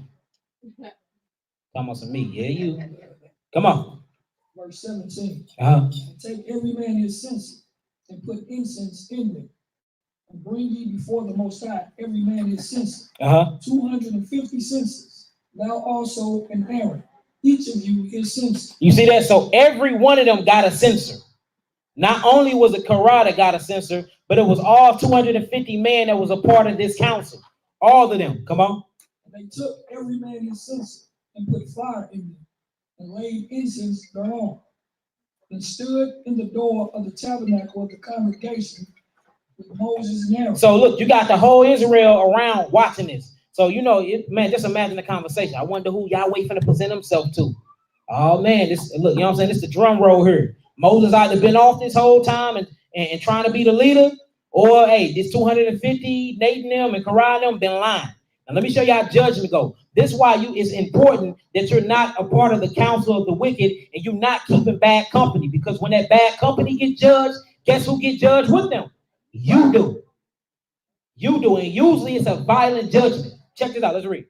Verse 19. And Korah gathered all of the congregation against them unto the door of the tabernacle of the congregation. Come on. And the glory of the Most High appeared unto all the congregation. So now we see Yahweh done appeared before the congregation. Let's see how this judgment finna go. Come on. And the Most High spake unto Moses and unto Aaron. Now check this out, y'all. This get deep. This get deep because look, whenever you see wicked counsel, you see false accusers, false accusations rising up against you, you better pray to them, pray before Yahweh, go and state your cause. After you talk to them, if they ain't repented then, get far away from them quick as possible because no expedient judgment is coming. You see that? Get away from them quick because the ground just might open up. That's straight up. Lightning might strike down. Hey, for real, you don't want to be in the way. So check this out. It says, and Yahweh spake unto Moshe and unto Aharon, saying, come on. Separate yourselves from among this congregation. From among the congregation, from among this congregation. What does it say? Separate yourselves from among this congregation. Get away from them. Now, why is he saying get away from them? Come on. That I might consume them in a moment. See that? So this was a expedient judgment. Lead them. Get away from these wicked doers, for I might consume them in a moment. Come on. They fell upon their faces and said, O Yah, the Elohim of the spirits of all flesh, shall one man sin, and wilt thou be wroth with all the congregation? Now look, this is how much of a good heart that Moshe and Aharon got. After he tell them to get away from the congregation, he finna kill all of them. What Moses and Aaron do? They dropped to their face and started praying for the ones that's been talking about them the whole time. Do you got that type of heart? Huh? Can you do that? Huh? Yahweh cut them off. Cut off their prayers. Do not bless them until they have a heart of repentance. Then at the same time, pray that they receive a heart of repentance. Huh? Who's doing that? After all the stuff that was said about Moses, after all the stuff that was said about Aaron, the Most High finna straight judge them and kill them. And we see that Aaron and Moses get down on their knees right before the judgment and say what again? Verse 22. Verse 22. And they fell upon their faces and said, O Yah, the Elohim of the spirits of all flesh, shall one man sin, and wilt thou be wroth with all the congregation? You see that? So you finna kill everybody just because of Korah? Come on, Yahweh. Huh? He's still looking out for them through all of what they done did to him. See that? Meaning that if people are willing to come in a heart of repentance, you should be willing to forgive. And no matter what goes on, always pray. As long as they ain't did no crazy sexual sins and change, they turn into a trance, some things that you know you ain't supposed to be praying for anyway, you should always be praying for them. But it's certain people you can't pray for. You know that, right? So I'm saying, long as it ain't these type of situations, then hey, can you bring? I got you. We talk about it, huh? It's certain people that you can't pray for. Like say if somebody get a sex change, why pray for? They're done. They done. They're fully. They're a rep. You can't pray for some. You can't pray for that. How can you pray for that? So let me ask you this: that is? I'm trying to get understanding because I'm praying. So it's no forgiveness. No. How is that? You literally done change your whole entire chemical makeup. How can you pray? How can you pray for a transvestite? You can't go. You can't go back. If you can't, Jenner. What's the name?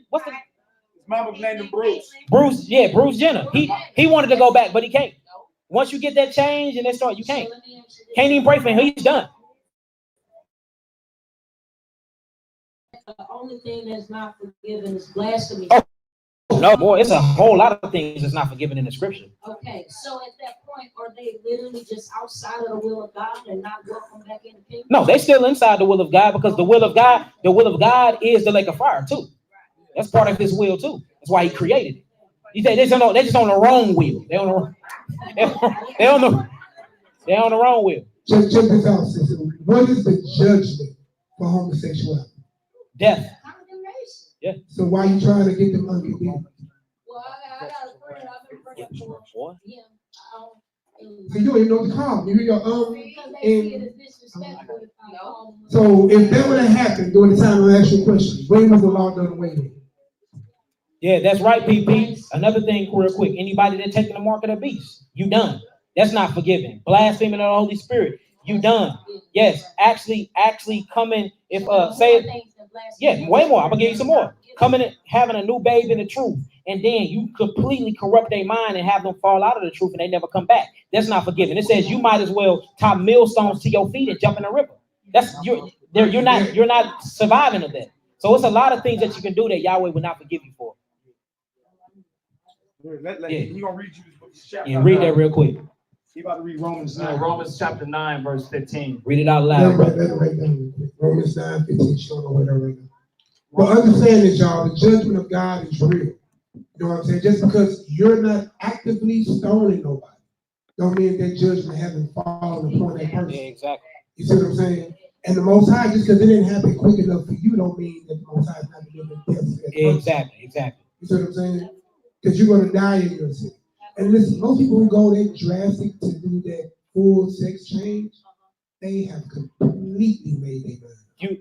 And what you have done too, even if you change your mind back, you have altered your DNA. You can't unalter your DNA after they did. They have to shoot you with so many hormones and everything. You're done. You might as well take it at that vaccine mark of the beast shit. You might as well get it sounds like a defiled temple. Irreversible defiled temple. Yep. There it go, right? Watch this. Romans 9. Romans chapter 9, verse 15. Check this out. Listen up, y'all. Listen up. Romans 9. Come on. For he said to Moshe, I will have mercy on whom I will have mercy, and I will have compassion on whom I will have compassion. So the word will in the Bible, when you hear will, it means desire. Yeah. Most I say, I'm gonna have mercy on whom I desire to have mercy. Okay. If I desire to have compassion, that's who I'm gonna have compassion on. All right, go ahead.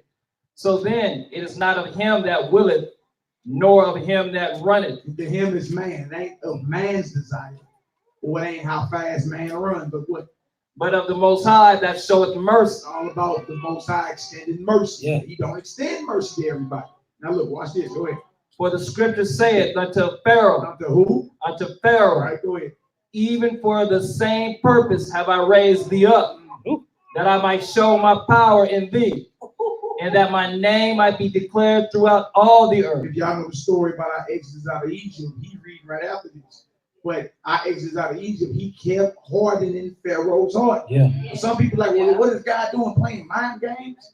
Why would he just send Moses to tell him let the people go? But then he turned around and said, but look, he ain't gonna let you go to the harden his heart. Right. I'm going to harden his heart, right? But watch this. Go ahead. Therefore, have he mercy on whom he will have mercy, and whom he harden. Whom he will or desire, he harden. So he can desire to have mercy on you, or he can desire to harden you, to destroy you, right? Go ahead. Thou wilt say then unto me, This is how man replies. Why doth he yet find fault? Good question. Well, if Pharaoh was operating through the Most High's will, because he kept hardening his heart, why was Pharaoh wrong then? Right. Excellent question, right? Go ahead. For who have resisted his will? Exactly. Who resisted God's will? Nobody. Nobody. Go ahead. Nay, but, O man. No, who? Nay, but, O man. Come on. Who art thou that replies against Yahweh? In other words, your man's rationale of thinking falls way short of the divine understanding of the Most High. Yeah. Right? Right. But watch this. It get deeper. Go ahead. Shall the thing formed say to him that formed it, Mhm. why hast thou made me thus? Go ahead. Have not the potter power over the clay? That's not the potter. Y'all ever did pottery class in school? Yeah. Right? You have a lump of clay, you have it on the wheel, and you form your little cup, you be like, dang, I don't like the way it is. You destroy the whole thing and then try to form something else again. Can the thing formed say to him that formed it, Why have you formed me? why did you make me like this? Can No, you no. say to the creator, why did you make me like this? No. Right? Now watch this. Go ahead. Of the same lump, Uh-huh. to make one vessel unto honor, Come on. and another unto Trip dishonor. off this out of the same lump of clay. He can make a vessel of honor and a vessel of dishonor. You see He that? can make trip off this. He can make the plate you eat off of out of the same lump of clay. That's fine china. And out of that same lump of clay, he can make a toilet bowl. Yeah. Out of the same lump. One is used to eat off of. The other one is used to get rid of what you eat. So it's vessels made to serve and vessels made to serve their other purpose, which is not serving at all, but still serve their purpose. Vessels of honor and Vessels vessels of of dishonor. Now look at, if you keep listening, you'll see this is why the devil was made. Yeah. Some people say, why the hell was the devil made? If God knew for the whole time the devil was gonna be. Yeah, predestination, preordained. Yeah. Come on, watch this. What if Yehovah will show his wrath and to make his power known, endured with much long suffering, Meaning patience. What? the vessels of wrath, The vessels of who? the vessels of wrath, Come on. fitted to destruction. Strip off this. Certain vessels the Most High made are vessels of wrath, and they were made to be destroyed. You see that? That's really like, whoa, hold on. But see what he said though, vessels of wrath into him. Sometimes it be people that come and test you, and then to see if you truly with Yahweh or not. You know what I'm saying? To see if you gonna sin or not. Sometimes it's people that come test your patience. Sometimes it's people that come test your honesty. But these people, they can be completely reprobates. That's their whole purpose for being here. But the whole purpose is to be wrath for you for your wickedness, or to test you, to test your faith and see if you really in this or not. But you can't choose who that person is, because how can you do that? How can you ask your creator, why did you make me this way? Yeah, exactly. His kingship. Yep, exactly. Now look, now watch. So now we know he got vessels of honor and dishonor, and the vessels of wrath and dishonor were made for destruction. Yeah. Now look, watch this. And that he might make known the riches of his glory on the vessels of mercy. There's vessels of mercy. Thank the Most High for the little knowledge that we have. Yeah. Vessels of mercy. Hallelujah. Right, go ahead. Which he had afore prepared unto glory. Afore means before ordained. Yeah, before time. Predestination. Before you was in the womb, he told Jeremiah, I knew you. Who was you to know before you was even conceived?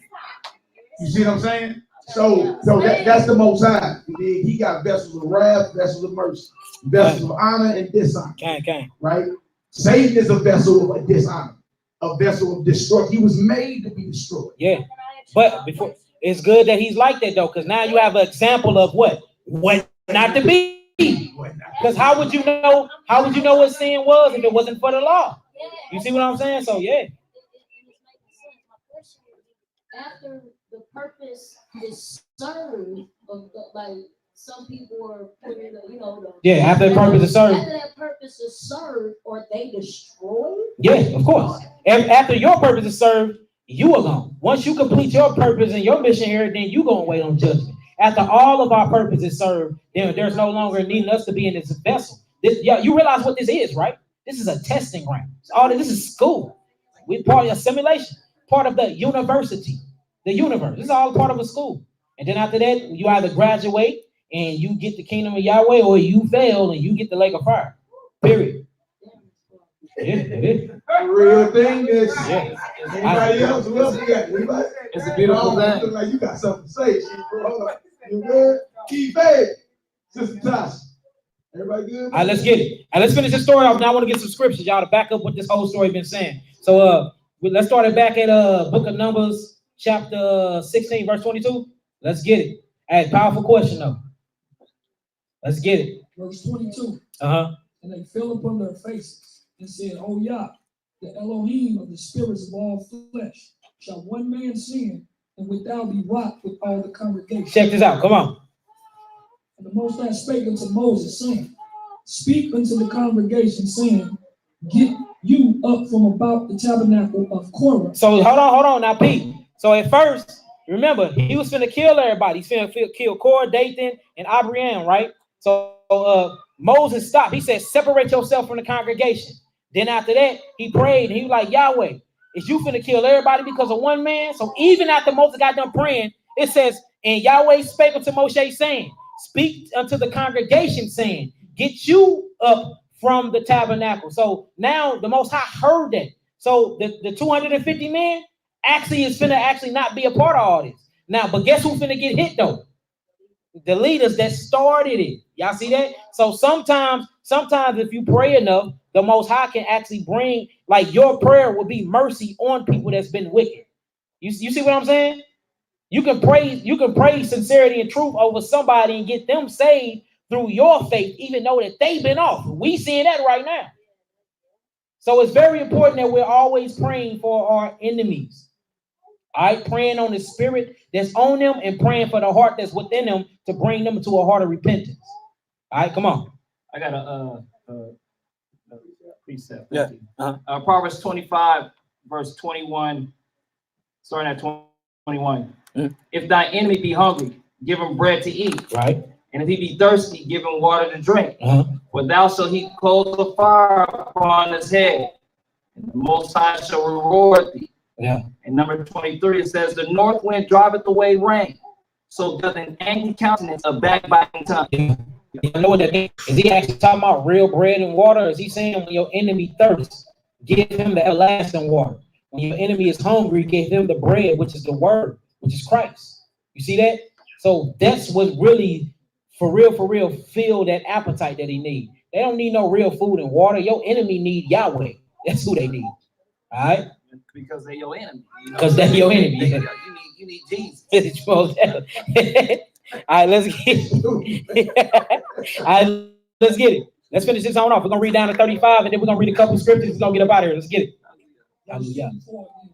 Speaking to the congregation, saying, get you up from about the congregation of Korah, Dathan, and Abiram. Come on.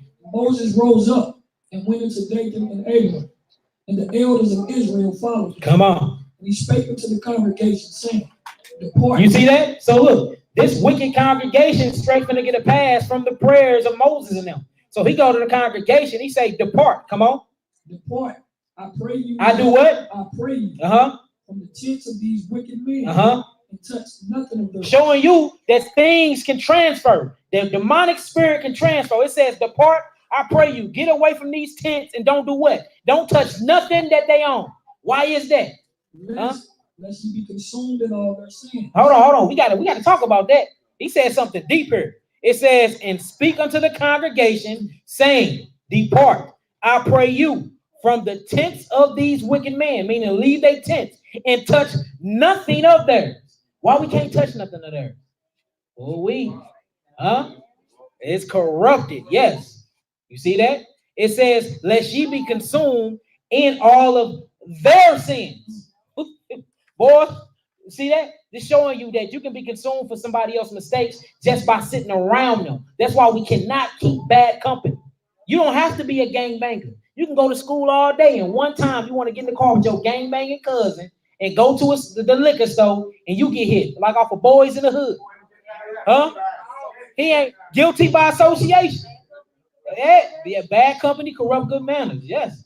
Y'all see that? So watch who you hanging around. Watch who you counseling with. Watch who you congregating with. Watch who you speaking to. Watch the conversation that you have with one another. And make sure that these conversations are godly. Come on. Hey, bro, it just happened to a young brother I know. 18 years old last week on Ridgewood in the South Side. On Ridgewood? Yeah. So he just got hit up, and when he was with some guys who was into it with some guys. The guys rolled up. He got his headphones on, not even focused. They hit him. Everybody ran. He the innocent one. He got hit. He the one got killed. Stood over him. Got him done. See that? We got to watch who we hanging with. And now if you know destruction is coming to the wicked, why the hell is you hanging around the wicked? Why are you conversating with the wicked, holding councils and meetings with the wicked when you know it's wicked? You even said it was wicked before. All right. All right. Come on. Verse 27. Verse 27. So they got up from the tabernacle of Korah, Dathan and Abiram on every side. And Dathan and Abiram came out and stood in the door of their tent. You see that? Everybody, the whole congregation leaving. So Abram and Dathan, hello, what the hell going on? So they come out the door of their tent, seeing where everybody went. It's 250 people in all of Israel. So imagine the conversation was loud, all of a sudden it get real quiet. So they come out the door like, where everybody at? They don't know judgment coming, boy. Judgment coming. Hey, boy. Hey, boy, it's like that old Wild West scene. They could have had the shoes out. Yeah. You know, all you see is some tumbleweed. Yeah, tumbleweeds, cupboards closing. Hey, everybody inside. Yeah. All right, come on with it. I got a question. Yeah. What if somebody would say, well, you know, these are people they need, and we're talking about the wicked, somebody that's claiming that they're righteous. What if somebody that claims that they're righteous or whatever the case may be, and they're going out to the people that are wicked, and they're saying, well, these are people they need, you know, the word of God and stuff. No, we're gonna get to that. I got a whole section to talk about that. Yeah, that's coming up next. Yeah. But I mean, we see through all the wicked, we see through all their wickedness and all they was doing what Yahweh told him to do. Separate yourself from them. Period. Come on with it. And their wives, their sons, and their little children. Hold on, start there from 27 again. Y'all listen up. Listen up, listen up. Verse 27 again. And grab him. So they got up from the tabernacles of Korah, Dathan, and Abiram on every side. Right. And Dathan and Abiram came out and stood in the door of their tents, and their wives, and their sons, and their little children. So notice who with them. Their wives, their sons, their household. That's right, sister. See that? We have to watch what we do. Remember the last class, your secret sins will directly get your family hit. That's right. All right, come on. That's right. And Moses said, hereby ye shall know that the Most High hath sent me to do all these works. For I have not done them of my own mind. Because remember, at first, they said he was doing everything of his own mind. Remember? You can't. Why are you trying to be over everything? Remember they told him that? All these men are holy here. Now he finna show them. He said the judgment coming. And you remember y'all said I was prideful and I'm doing all these things and I'm taking my position. Y'all finna see the day that I don't got nothing to do with this. Come on. If these men die the common death of all men, or if they be visited after the visitation of all men, that the Most High has not sent me. You see that? Come on. So look, showing you that this ain't finna be no common death. This ain't finna be death by old age. This ain't finna be death by disease. The Most High finna do something where they know, the whole Israel know this was judgment for them having a wicked counsel and actually rebelling against Moses and Yahweh. Come on. But if Yahweh make a new thing. See that? He finna do a new thing. This something that the world ain't seen. Israel ain't seen this judgment yet. This is the sign. This is how you know that Most High was always with Moshe. And this is what the Most High do for us if we keep the commandments and we let them bicker. We go by the certain protocols. You hearing that they taking up wicked counsel against you. You hearing that they rebelling against you. You hearing that they talking about the position that Yahweh gave you. You hearing that they lying and doing false accusations. Get on your knees, get on your face. First thing you do is pray to Yahweh. Second thing you do is you do what Matthew 18 tell you to do. You go to that brother one-on-one. Then you go through all them different protocols. If it don't happen like that, put a challenge out there. After you put that challenge out there, pray to the Most High and tell the Most High, hey, stop their prayers and their blessings. And the reason why I'm asking you to do that, because I have not stolen their ass and I have not done nothing to hurt them. Y'all see that? Then your petition get granted and judgment come. And when you see the judgment, you're going to know for a fact that this was not a coincidence. Them Negroes died because they was wicked. And this is what we finna see. He finna show them a new thing. Come on. Verse 30 again. But if Yahweh make a new thing, and the earth open her mouth and swallow them up with all that appertain unto them, and they go down quick into the pit. Into the what? Into the pit. Ooh.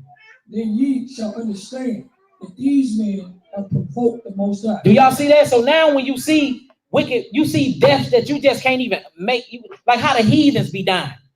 Tornadoes swallow them. Man, it be some the way the heathen die. See, like he kill us with drugs. Like we killing each other. The heathen be dying of natural disasters and things you've never heard of. Yeah, he went hiking and fell off a 33,000 cliff. You be like, damn, how did that even?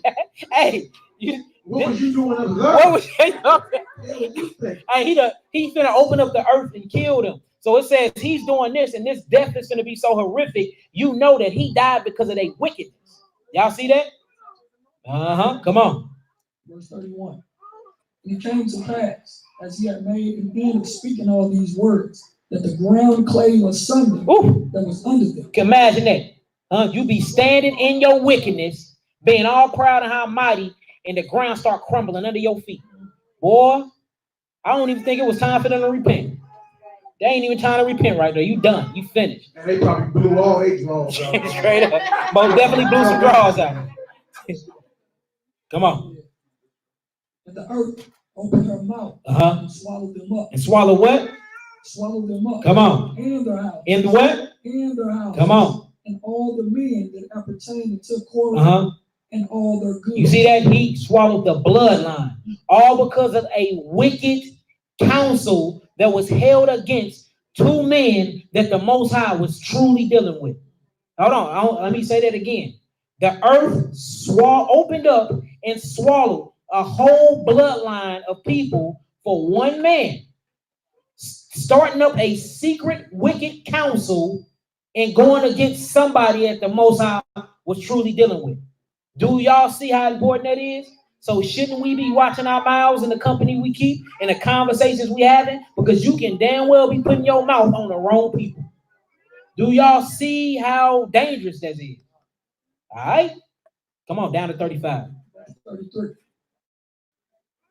They and all that appertained to them went down alive into the pit. Ooh, do y'all hear that? So look, they didn't die on the ground. They went down alive. They was buried alive, y'all. Come on. Into the pit. Into the pit, yeah. To the abyss. Come on. And the earth closed upon them. Ooh. And they perished from among the congregation. Come on. And all Israel that were round about them fled at the cry of them. You see that? Look. So look. Now imagine this. They going down the bottomless pit, screaming to the top of their lungs while they going down. It says Israel got the dipping. Because remember, Moshe like, y'all bag up, get away. So they probably was walking away all slow until their ground opened up and they heard them crying. Now they running like, oh, heck no. You know what I'm saying? Long run. Long run. All right, come on. And all Israel that were round about them fled at the cry of them. But they said, lest the earth swallow us up also. Now imagine this. Imagine how the earth open up and swallow whole families. And you, boy, I bet you looking down like, hold it. Boy, niggas trying to grow wings. Hey, man, I bet that's deep. I don't know smoke. Yeah, but look, notice, all of this happened because of wicked counsel, corrupt communication, and people putting their mouths on servants of Yahweh. That's why this happened. Come on. Verse 30, whole family. Verse 35. And there came out a fire from the Most High and consumed the 250 men that offered incense. See that? Look, so the whole time, that's why I want to stop at 35. Everybody thought that they got away at first, right? They still got hit. Yeah, low running for no reason. Yeah, so look, now, since that's the story, y'all can read the rest of it, but I just wanted to go down to 35 to show y'all that, but show you judgment. Look, you can't escape the judgment of the Lord. You can't. So let's watch what we're doing. Let's watch our mouths and watch who we congregating with. Because you can be assembling with the disassemblers and not even know it. Because you are a disassembler. Yeah, and judgment coming. So look, let's get to the rest of these scriptures. Let's get to Proverbs 13. Proverbs 13, verse 20. As men, we gotta police our situations, man. Yeah. Like that was on the behalf of a man. Yes, it was. All the wives attached to them and all the children of the 250 that were persuaded and convinced by the sin of one man. Yeah, started at 17. He also handled the situation properly, though. You have to handle the situation properly. Yeah, he did. Hey, yeah, I do want to put that out, though. Moses handled that deal to the T. He did. He did. Yeah, he did. Yeah, he did. About, like, look, you gotta make sure you ain't out here doing no wickedness. Yeah. Because you could have been Korah or the likes of Abiram and David. Yeah. Hell no, we ain't coming to holler at you. Yeah. Who you think you is? Yeah. Oh, what you think you the only one holy, huh? Yeah. Who you think you is, a prince over us? Yeah. Y'all gotta watch that vibration. That old vibration of getting you to see things through they wicked eye. lens of rebellion. Watch that. Lens of carnality. You feel me? Because it was the men that rose up and got their wives and children destroyed right along with it. Yeah. You know what I'm saying? So men, we gotta police our situations. For sure. You gotta police that. Yeah, because trip off this entire family, everybody up under our watch, and get hit and drop. Because we being rebellious. So if you hear rebellion coming in the ranks, you gotta shut it down. Shut it down. Not when we ain't talking about that today. Call that system. Yeah. There ain't none of that going on. As y'all see, we just read a story where the Most High opened the earth up. Y'all think fire came out the ground. Over an evil, wicked council. Man, look. So hey, operate and regulate like the kings and priests you are. Yeah. You understand? Straight up. Because we responsible for more than just ourselves. Yes, we are. As the story just said. Dang. Let's get it. Proverbs chapter 4, chapter 13, start from 17. Proverbs 13 and 17. We're gonna read it down to 20. Go up to that 13. Classic one line. Yeah. All right, let's get it. And then let's get Proverbs chapter 13, verse 13. Whoso despiseth the word shall be destroyed. Ooh, come on. But he that feareth the commandment shall be rewarded. Come on. The law of the wise is a fountain of life, Uh-huh. to depart from the snares of death. Come on. Good understanding giveth favor, Hallelujah. but the way of the transgressor is hard. You see that? The way of a transgressor is hard. That's why they have no understanding. That's why their whole life be hard. The way of a transgressor is hard. Do you realize how hard it is to actually really be wicked? Oh, yeah. You literally have to like rebel. Every day you have to rebel against your own good judgment. Well, that's a hard thing to do. Come on. Every prudent man dealeth with knowledge. Come on. But a fool layeth open his folly. Come on. A wicked messenger falleth into mischief. You see that? A wicked messenger falleth into mischief. Come on. But a faithful ambassador is health. Hallelujah. Come on. Poverty and shame shall be to him that refuseth instruction. Ooh, come on. But he that regardeth reproof shall be honored. You see that? Come on. The desire accomplished is sweet to the soul, but it is an abomination to fools to depart from evil. Come on. He that walketh with wise men shall be wise. You see that? But he that walketh with wise men shall be wise. Come on. But a companion of fools shall be destroyed. You see that? You can't have a company of fools. They're going to be destroyed altogether. Didn't we just see that in the story we read? Yeah. All right, come on. Do 21. Evil pursueth sinners, Uh-huh. but to the righteous good shall be repaid. All right, we can stop there right there. Let's do a couple more. Let's do Proverbs. Let's do Proverbs 1, 10 through 11. Proverbs 1, 10 through 11. A few more, y'all. We're going to get up out of here. Proverbs 1, 10 and 11. Proverbs 1, 10 and 11. Come on, let's Proverbs get 1, chapter 10. Proverbs chapter 10. my bad, brother. Proverbs 1, read 1. 1 through, yeah, it's cool. Proverbs 1, 10, 11. Let's get it. Proverbs chapter 1, verse 10. Go to verse 7. Verse 7. Up to verse 7. All right. Let's get it. The fear of the Most High is the beginning of knowledge, Uh-huh. but fools despise wisdom and instruction. Ooh, come on. My bond, my son, hear the instructions of thy Abba, and forsake not the law of thy Imam. Come on. For they shall be an ornament of grace unto thy head, and chains about thy neck. Come on.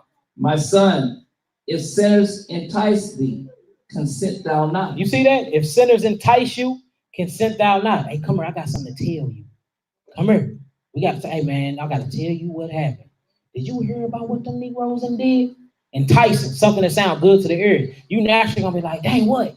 You whispering with them. Y'all ain't even around nobody. You see that? We got to watch that spirit.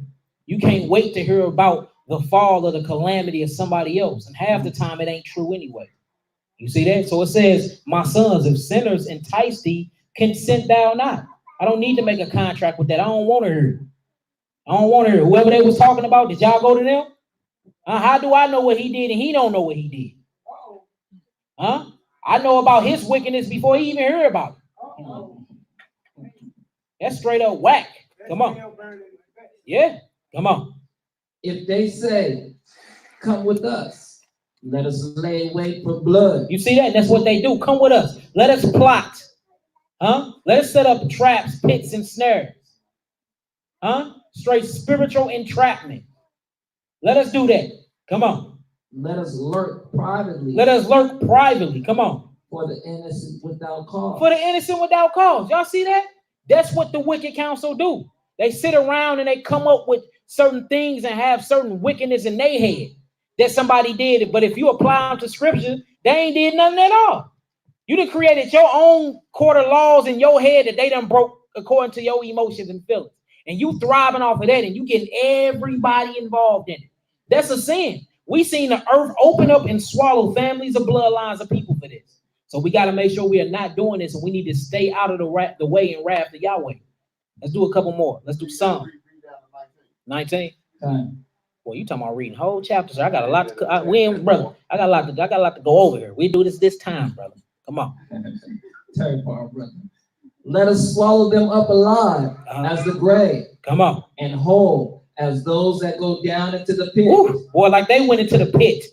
Right? Come on. We shall find all precious substance. We shall fill our houses with spoil. Come on. Cast in thy lot among us. Let us all have one purse. Come on. My son, walk not thou in the way with them. You see that? Don't be walking with them. You ain't supposed to be talking to them. You ain't supposed to be congregating with them. You ain't supposed to be fellowshipping with them. Huh? How many times we see that we is not supposed to be fellowshipping with them? You can't even, you get into Corinthians, you say you can't even break bread and sit down at a table with these type of people. Come on. Refrain thy foot from their path. Ooh. For their feet run to do evil. Run to do evil, huh? The first time and chance they get to backbite, to turl, to set up wicked counsel, they doing it. They straight holding organized meetings about people. Huh? Showing you that Hashatan kingdom is very organized, y'all. Don't think it's organized. Even though you see chaos on the outwards, and it's very organized. He got lieutenants, captains, everything. Huh? And they work 24/7. They're never off. He got different shifts and everything. Got a whole line, assembly line of lust, assembly line of adultery, assembly line of liars, captains, and they tens of thousands. Like he mimicked the Most High, literally, y'all. He just perverts everything that the Most High do. So look, we have to be looking out for him. We don't look for Satan enough. We be too busy looking for blessings and not looking for Satan. He coming. And then you be praying for the Most High to show you things, and then it be, man, guess what I heard about such and such? And that be your sign right there. And you be like, no, what happened? Then as soon as you get off the phone, man, guess what such and such just told me about such and such? No, what happened? You get off the phone with them, phone ringing all day about one person, but ain't nobody called that one person. Then you get to class and everybody, you wonder, like, damn, is everybody, I got a book in my nose? No, Negro, everybody been talking about you. Everybody been talking about you. That's what's been happening. Wicked counsel been set up against you. We have to watch that because we seen the whole earth open up and swallow some people. But look, that was so wicked to the Most High, he created a new thing in the earth. The earth never opened up and swallowed anybody before then. Y'all realize that, right? He created a new thing for that specific sin. You know why? Because that's what Satan did in the heavens. When it was talking about the works of his traffic, and you look at that word traffic up, it was talking about how he was going to and fro from the heavens and the earth, and he was tail-bearing. He ended up convincing most of the angels in the heavens to rebel against Yahweh. Just like we seen Korah convince 250 people plus Dathan and them to rebel against Moses, holding secret wicked counsels. Traffic. Huh? Air traffic. That's what Satan do. So whenever you see that backbiting and gossiping spirit, that is a direct, I'm talking about direct replication of the spirit of Hashatan himself. Because that was the pride. That's what got him kicked out the kingdom of heaven. And that's what's going to keep you from getting into the kingdom of heaven. So we must watch our mouths and watch that, y'all. Come on. No doubt, and a lot of us, well, all of us shouldn't even be prideful of nothing. Proverbs chapter 1, verse 16. For their feet run to do evil and make haste to shed blood. Come on. Surely in vain the net is spread in the sight of any bird. Ooh, come on. And they lay wait for their own blood. Ooh. They lurk privately for their own lives. Come on. Verse 19. So are the ways of everyone that is greedy of gain, which taketh away the life of the owners thereof. All right, come on. Let's hit one more. Let's go to Psalms 1. Let's start from 1. Psalms 1. This is a deep one right here. We'll leave it off right here. Psalms chapter 1. Yep, Psalms chapter 1. 6. Yep, let's get it. Psalms chapter 1, verse 1. Psalms chapter 1. Kind. Yeah, we there? Let's get it. Psalms chapter 1. Blessed is the man that walketh not in the counsel of the ungodly. You see that? Yeah. Blessed is the man that walketh not in the counsel of the ungodly. So if you're blessed from not walking and not congregating with the ungodly, then what does it make you if you do it? Cursed. Cursed. Blessed is those that walk not with them. So it has to be cursed those who do walk with them. Come on. Nor standeth in the way of sinners. Nor standeth in the way of sinners. Come on. Nor sitteth in the seat of the scornful. You know what y'all talking about? That little bitty seat where y'all sit around and hover in circles, probably drinking some wine or something, holding whole topics of discussion about people that you shouldn't even be talking about. Ain't got nothing to do with you nor your household. Rolling up blunts. Come on. But his delight is in the law of the Most High. Come on. And in his law doth he meditate day and night. Come on. And he shall be like a tree planted by the rivers of water, that bringeth forth his fruit in his seasons. Hallelujah. His leaf also shall not wither, and whatsoever he doeth shall prosper. Come on. The ungodly are not so. See that? The ungodly are not so. The ungodly don't prosper. Come on. But are like the chaff which the wind driveth away. Come on. Therefore, the ungodly shall not stand in the judgment, nor sinners in the congregations of the righteous. You see that? The sinners will never be in the congregation of the righteous. And notice what they do. They separate themselves. The wicked flee with no one pursuing. All you got to do is look around. Whoever you don't be seeing, don't be the wicked counselors. The wicked flee with no one pursuing. For real. And they hover up and they make their own wicked congregation. It's what they do. I've been in it about 8 years now, and it's crazy. It never lasts. But this literally happened at least once a year, and it's always right before Passover. Ain't that something? Come on. So you should have been practicing your social distance. the coronavirus. Social distance yourself from the coronavirus. Most definitely. What did y'all learn today? Come on, let's get this last one. For the Most High knoweth the way of the righteous, but the way of the ungodly shall perish. Hallelujah. So look, let's watch who we putting our mouths on. Let's make sure that we're not having corrupt communication out of our mouths. Let's make sure we're not having meetings and wicked counsels against each other. We should be uplifting one another, speaking life into one another. And if you have a problem or aught with your brother, go to that brother or sister. Don't call me a mom. Will y'all get that? Do we all get that? Hallelujah. Hallelujah. All praise. What's up, sister? Here it goes. Get them now. Get the mic. Whoever got something to say over here, y'all sisters, they got something to say. I see. I know. This is a big thing when we coming from, belief and things like that. I see today we talk about a lot of separating yourself from the ungodly or not supping with those who are not righteous. Somebody just help me understand how there was a story I read where Christ went and supped with sinners amongst these people, but we're taught to not do the same. So in my head, it contradicts it. So it's a difference. So look, there's a very big difference with supping with willful sinners who don't know the way of the truth, or you've never spoken to them, or that was in the congregation. He went and supped with people and brought them in. He didn't go sup with somebody that was in the congregation, then turned them down. It was a total difference. We're talking about people. Everything we read was about people in the congregation, in the assembly.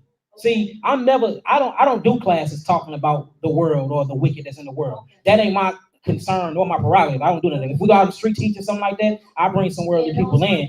But whenever I'm teaching, guess who I'm concerned and worried about? Y'all, the assembly, the church. So it's a total, the body. It's a total difference between the world of Israel and Israel being in the world. So yes, the Most High was in the world, supping with people that was in the world, but people that was of the congregation, that's who Paul was talking to. He was talking to, when he talked to the Romans, he was talking to Israelites, a part of the congregations in Rome. You see that? So that's the difference right there. It's a difference between an Israelite that's a part of the assembly who know there is, and then just a worldly Israelite that don't know or are being wicked. Them the people that of course, go out, shine your light and bring them in. But we are simply talking about people that are part of the congregation, that know what they're doing, that's willfully sinning and plotting against the congregation. Those you bet not sup with. You separate yourself from, mark those who cause division. There's 6 things that the Most High hate. The 7 is the worst. And then it start talking about what they are, prideful. Look, he said, these are the people you're not supposed to be of. Notice these people were a part of the congregation. Okay, I get it. Can I add a little bit to that? No. Because also it tells you to avoid them, what he was saying. That's the other part. Mark those who cause division. Avoid them. See, division is the cause because you was part of something. That's why it's called disassembly. Because you were assembled. Now, as far as dealing with Christ, so it won't be a contradiction because people will find it. Yeah, thank you. So dealing with the Christ aspect, wasn't this man trying to get an audience with Christ?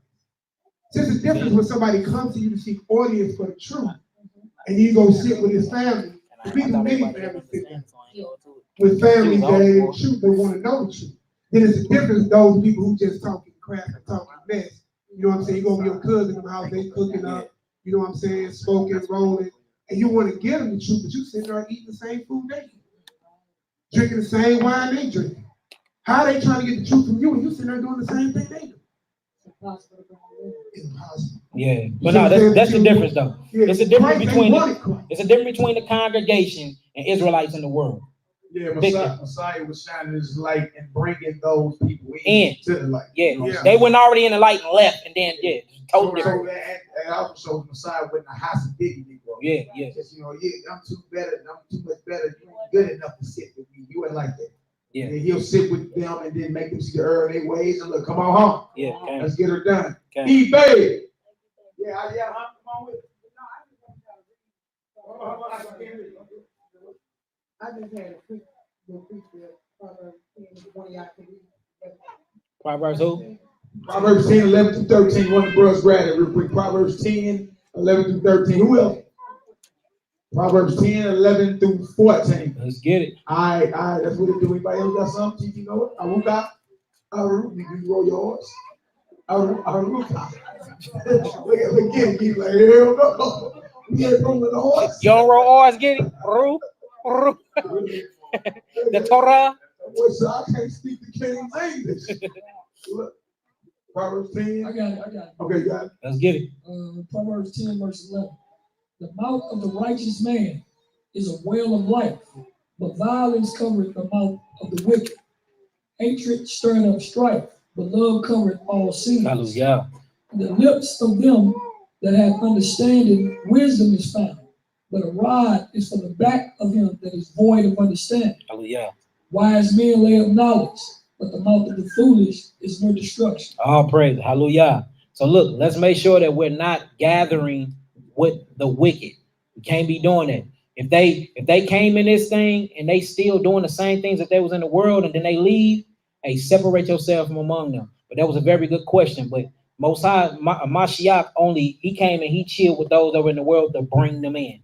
You know what I'm saying? He never, if you fell out, he wasn't coming back to get you. You fell out.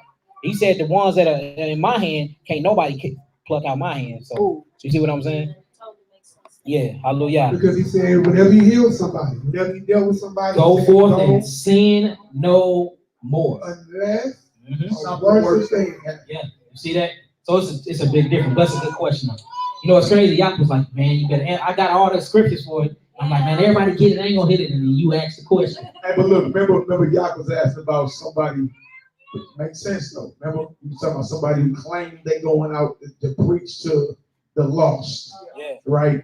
But whenever we get the evidence or win back You ain't preaching to no loss. Exactly. You out there with them, like Yeah. you know what I'm saying, in your speech, in your pop, you know, in your talk, everything is like, oh, okay, so you ain't out there because if you really was, you was out there witnessing. Yeah, exactly. Like, look, hey, it's time y'all repent. Come on, my own sisters, now y'all ain't supposed to be dressing like that. Brothers, y'all not supposed to be killing each other. What is y'all doing out here? Y'all know it's judgment in the earth. You see all these coronaviruses and these out here sagging with your mask on.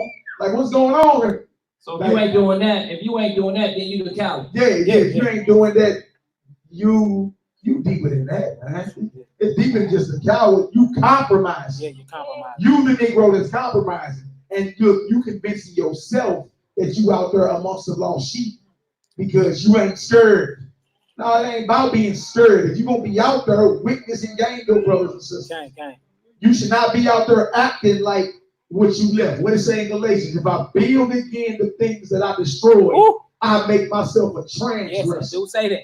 If I build again the things that I destroyed. In other words, if I was that street cat that was pimping and, you know, wearing my skinny jeans and y'all know what I'm talking about. You know, that vibration is out there for the younger generation, right? And I repented and I called myself in the truth. But every time somebody see me, that's the vibration I'm putting off. Right. You understand? I mean, I know I'm an Israelite now. I know the Sabbath. I know I ain't supposed to eat pork. I know about the holidays and all that. But hey, twice a week, you're going to catch me down the way. Not witnessing and gaining nobody. Yeah. Fitting in. Blending in.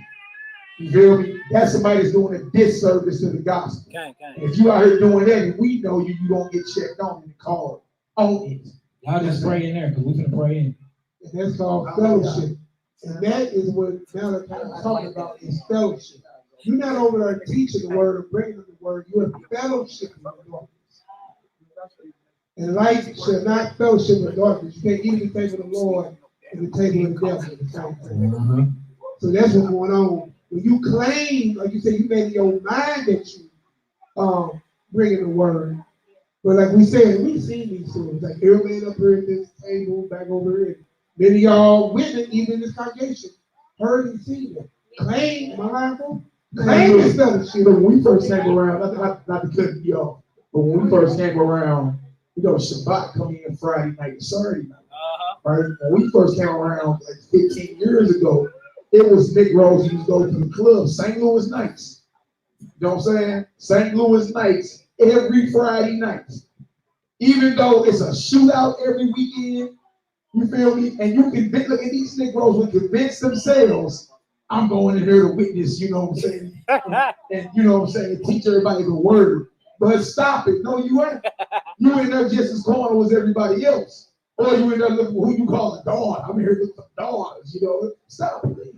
You're not in here witnessing, gaining those souls. And on top of that, you already know, man, that's the devil's den up in there. You already know everybody up there how X pills, how everything drunk. And here you, so what, you up in there in your garments with your Bible? Like, what are you doing? They ain't even gonna let you in the door. Like, who is this? You feel me? So that's what we're saying. It's like, look, if you gonna be about this, be about it. Y'all should be highly offended if y'all caught me at the strip club. The hell is Malachi doing? He going off. He over there at the, what they still, I don't know what they call him anymore, but he over there doing what? You know what I'm saying? Y'all should be offended if y'all saw me or got wind that I'm coming out the shake joint. You know what I'm saying? Because I'm in an argument with my wife or something. I'm going to go to shake joint, man. You know what I'm saying? Stop that. We supposed to hold each other to a high level of righteousness, period. And y'all know that. And look, especially with a brother like me, that'll be all over social media. Look at the hammer. Look at him. Look at him on Instagram. Look at that. Boy, you can put on social media before you can blink. You know, so look, you got, especially in this hour, you better hold yourself to a high level of righteousness. Period. And y'all all should be offended. I'm going to say it concerning myself. If y'all caught me in some wickedness, all y'all should be offended. And all y'all should be calling like, hey, yeah, that's off. No, I ain't do that. On the spot. What you say, y'all? No, I ain't do that. Well, what's this all on Facebook and Instagram? You feel me? They got the video. No, we can't get down like that. It just what it is. Anybody claiming they approved, we gonna check you on it. You ain't You can't be no Israelite in St. Louis out here doing wickedness like you don't get called on. All right. Hey, boy, you see the finger? Yeah, I see things go on. Yo. He got a precept. Go ahead, y'all. Proverbs chapter 14, verse 12 and verse 14. There is a way which seemeth right unto a man, but the end thereof are the ways of death. Yeah. And verse 14, the backslider in heart shall be filled with his own ways. Ooh. And a good man shall be satisfied from himself. And also, too, we have to remember who we call elder, because a lot of us in this assembly, or some of us in the assembly, call, certain brothers, elders. Whether you are a man or female, you call, the elders this, the elders that. And then you turn around and you want to talk bad about them, or whatever the case may be. I pray for you. Yep. Let's get it. So look, did we get some understanding? Hallelujah. Let's go and get this prayer on. Let's get it. Get these militant prayers on. Hallelujah. Weaponize our prayers real quick. Hallelujah. I pray. Gosh, I need one of them pillows.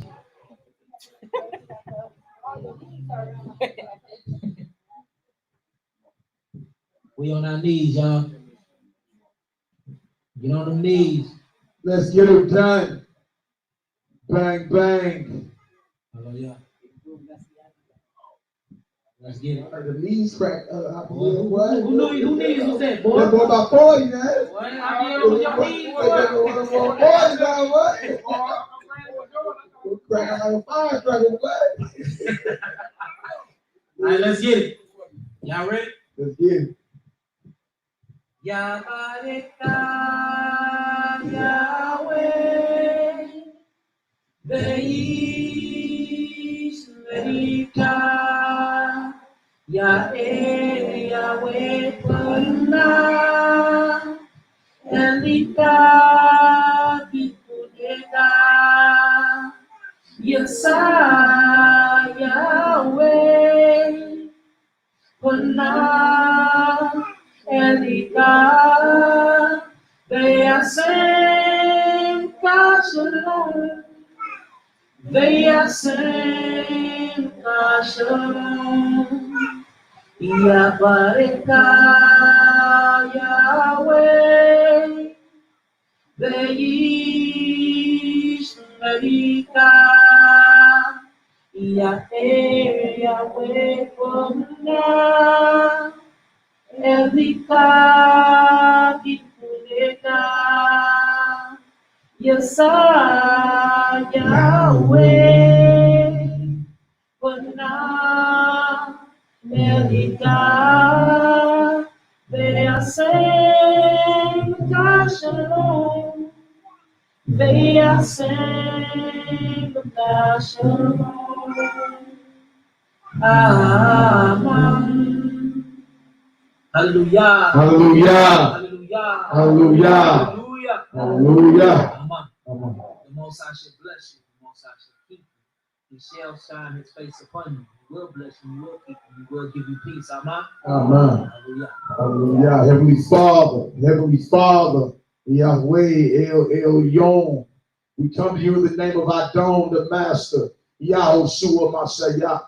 We take authority over Satan and all his evil spirits from our position at the right hand of the Heavenly Father, seated above every name that is named, in the power and the authority of the Master Adon, Yahushua Mashiach. Use us as your battle axe and weapons of war to come against and attack, to break the backs and bind the strong man powerless. Loose yourself. To bind the strong man powerless. Loose yourself over every heathen nation. There's oppressing your precious 12 tribes of Israel this very second. We cast them down and we cast them out into a herd of swine. In the name of Adon Yahushua Mashiach, and by his mighty and precious blood, we pray. We loosen all your ministering angels of warfare. Send forth your most militant and elite angelic warriors to break the backs and crack the skulls of every ruler of darkness, to break the backs and crack the skulls of every principality over all the worldwide organizations. Loose yourself. We bind them all. The 13 bloodlines of the Illuminati, the Rothschild bloodline, the Astor bloodline, the Bundy bloodline, the Collins bloodline, the DuPont bloodline, the Freeman bloodline, the Kennedy bloodline, the Lee bloodline, the Onassis bloodline, the Rockefeller bloodline, the Russell bloodline, the Van Dunn bloodline, and the Merovingian bloodline, the House of Saud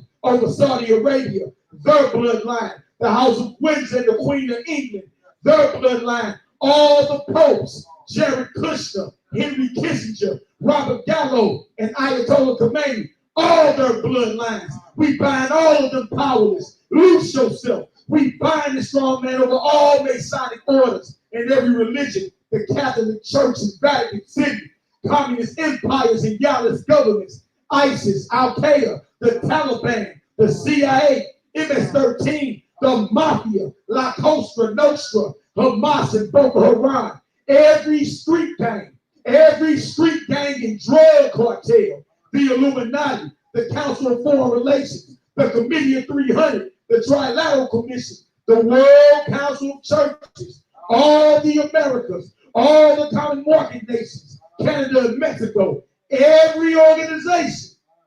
that has rituals that are contrary to the word of Yah and the authority of Yahushua Mashiach. We take authority over all foul and evil spirits, authorities, princes, kings, powers, world rulers, and the highest and mightiest servants of Satan. We bind them to be powerless. Loose yourself. We bind them to be powerless. Loose yourself in the mighty name of Adon Yahushua Mashiach. Yahweh in the authority of Adon Yahushua Mashiach. We pronounce the judgments written in the scriptures upon the evil and greedy conspirators in and over these worldwide organizations. As it is written, Yah, we ask you to bring upon them the judgments found in Psalm 109, that chapter, Psalm 149, that chapter, and Revelation 18, that chapter. Yahweh El Elyon, the owner, the creator, and the possessor of all there is. In the name of your only begotten beloved Son, we bring before your throne all the sick in Israel, all who may be plagued in mind, body, or spirit. We bring before your throne our sister Bridget and her sister, all who may be plagued in mind, body, or spirit. Your word says whatever we bind on earth is bound in heaven, and whatever we loose on earth is loosed in heaven. We claim authority. We claim authority in Yahushua Mashiach, your only begotten Son, who is seated at your right hand right now. Right now. We loosen all your ministering angels of health. Command them to rain down a healing that is complete, a healing that is understood right now. Use us as your battle axe and weapons of war to come against an attack, to break the backs and bind the strong man called the coronavirus. To break the backs and bind the strong man called the coronavirus. And the fear of it. That's plaguing the minds of your people. We declare it powerless. We cast it down and we cast it out into a herd of swine. Use us as your battle axe and weapons of war to come against an attack, to break the back and bind every sickness and every disease that's afflicting your people this very second. We declare it powerless. Loose yourself. We cast it down and we cast it out to a herd of swine. In the authority, in the name of Adon Yahushua Mashiach, and by his mighty and precious blood we pray. Yahweh El Elyon, Yahweh Zebaoth, master of the heavenly armies. We loosen all your ministering angels of warfare. Command them to rain down and crack the skulls of the coronavirus. Command them to rain down and crack the skulls of every sickness that is plaguing your people this very second. Command them to establish a protective border around your saints. Command them to come against, confound, and put down every sickness and unclean spirit that is in opposition to the well-being of your people. Command them to render a judgment in our favor right now. In the name of Yahushua Mashiach, and by his mighty and precious blood we pray. Yahweh, We loosen your ministering angels of provision and blessings. Command them to shower us with the blessings of Abraham, your friend. Command the blessings of Deuteronomy 28 to chase us down and overtake us. Command Ruach HaKodesh to give us a continual overflow of your spirit. Command the fruits, the gifts, and the signs of Ruach HaKodesh to chase us down and overtake us. That wherever the sole of our feet tread, we may boldly declare the reign of Yahweh is now. The kingdom of Yahweh is now. The reign of heaven is at hand. The kingdom of heaven is at hand. Accept our petition and accept our prayer. Let the scion of the prisoner come before you. According to your power, preserve thou those who are appointed to die and render into the bosom of our enemies. Render into the bosom of our enemies sevenfold the reproach when they reproach you, O Yah. So we, your people and sheep of your pasture, will give you praise forever. We will magnify your name unto all generations. Hallelujah! Hallelujah! Hallelujah! Hallelujah! Hallelujah! Hallelujah! Hallelujah! Praise the mighty Yahweh! Yeah! Real thingness! Hallelujah. All praise, family. All praise. Hope this lesson was very edifying for y'all. Love y'all, deem the truth. Shabbat shalom, family. Shalom, shalom. Yeah.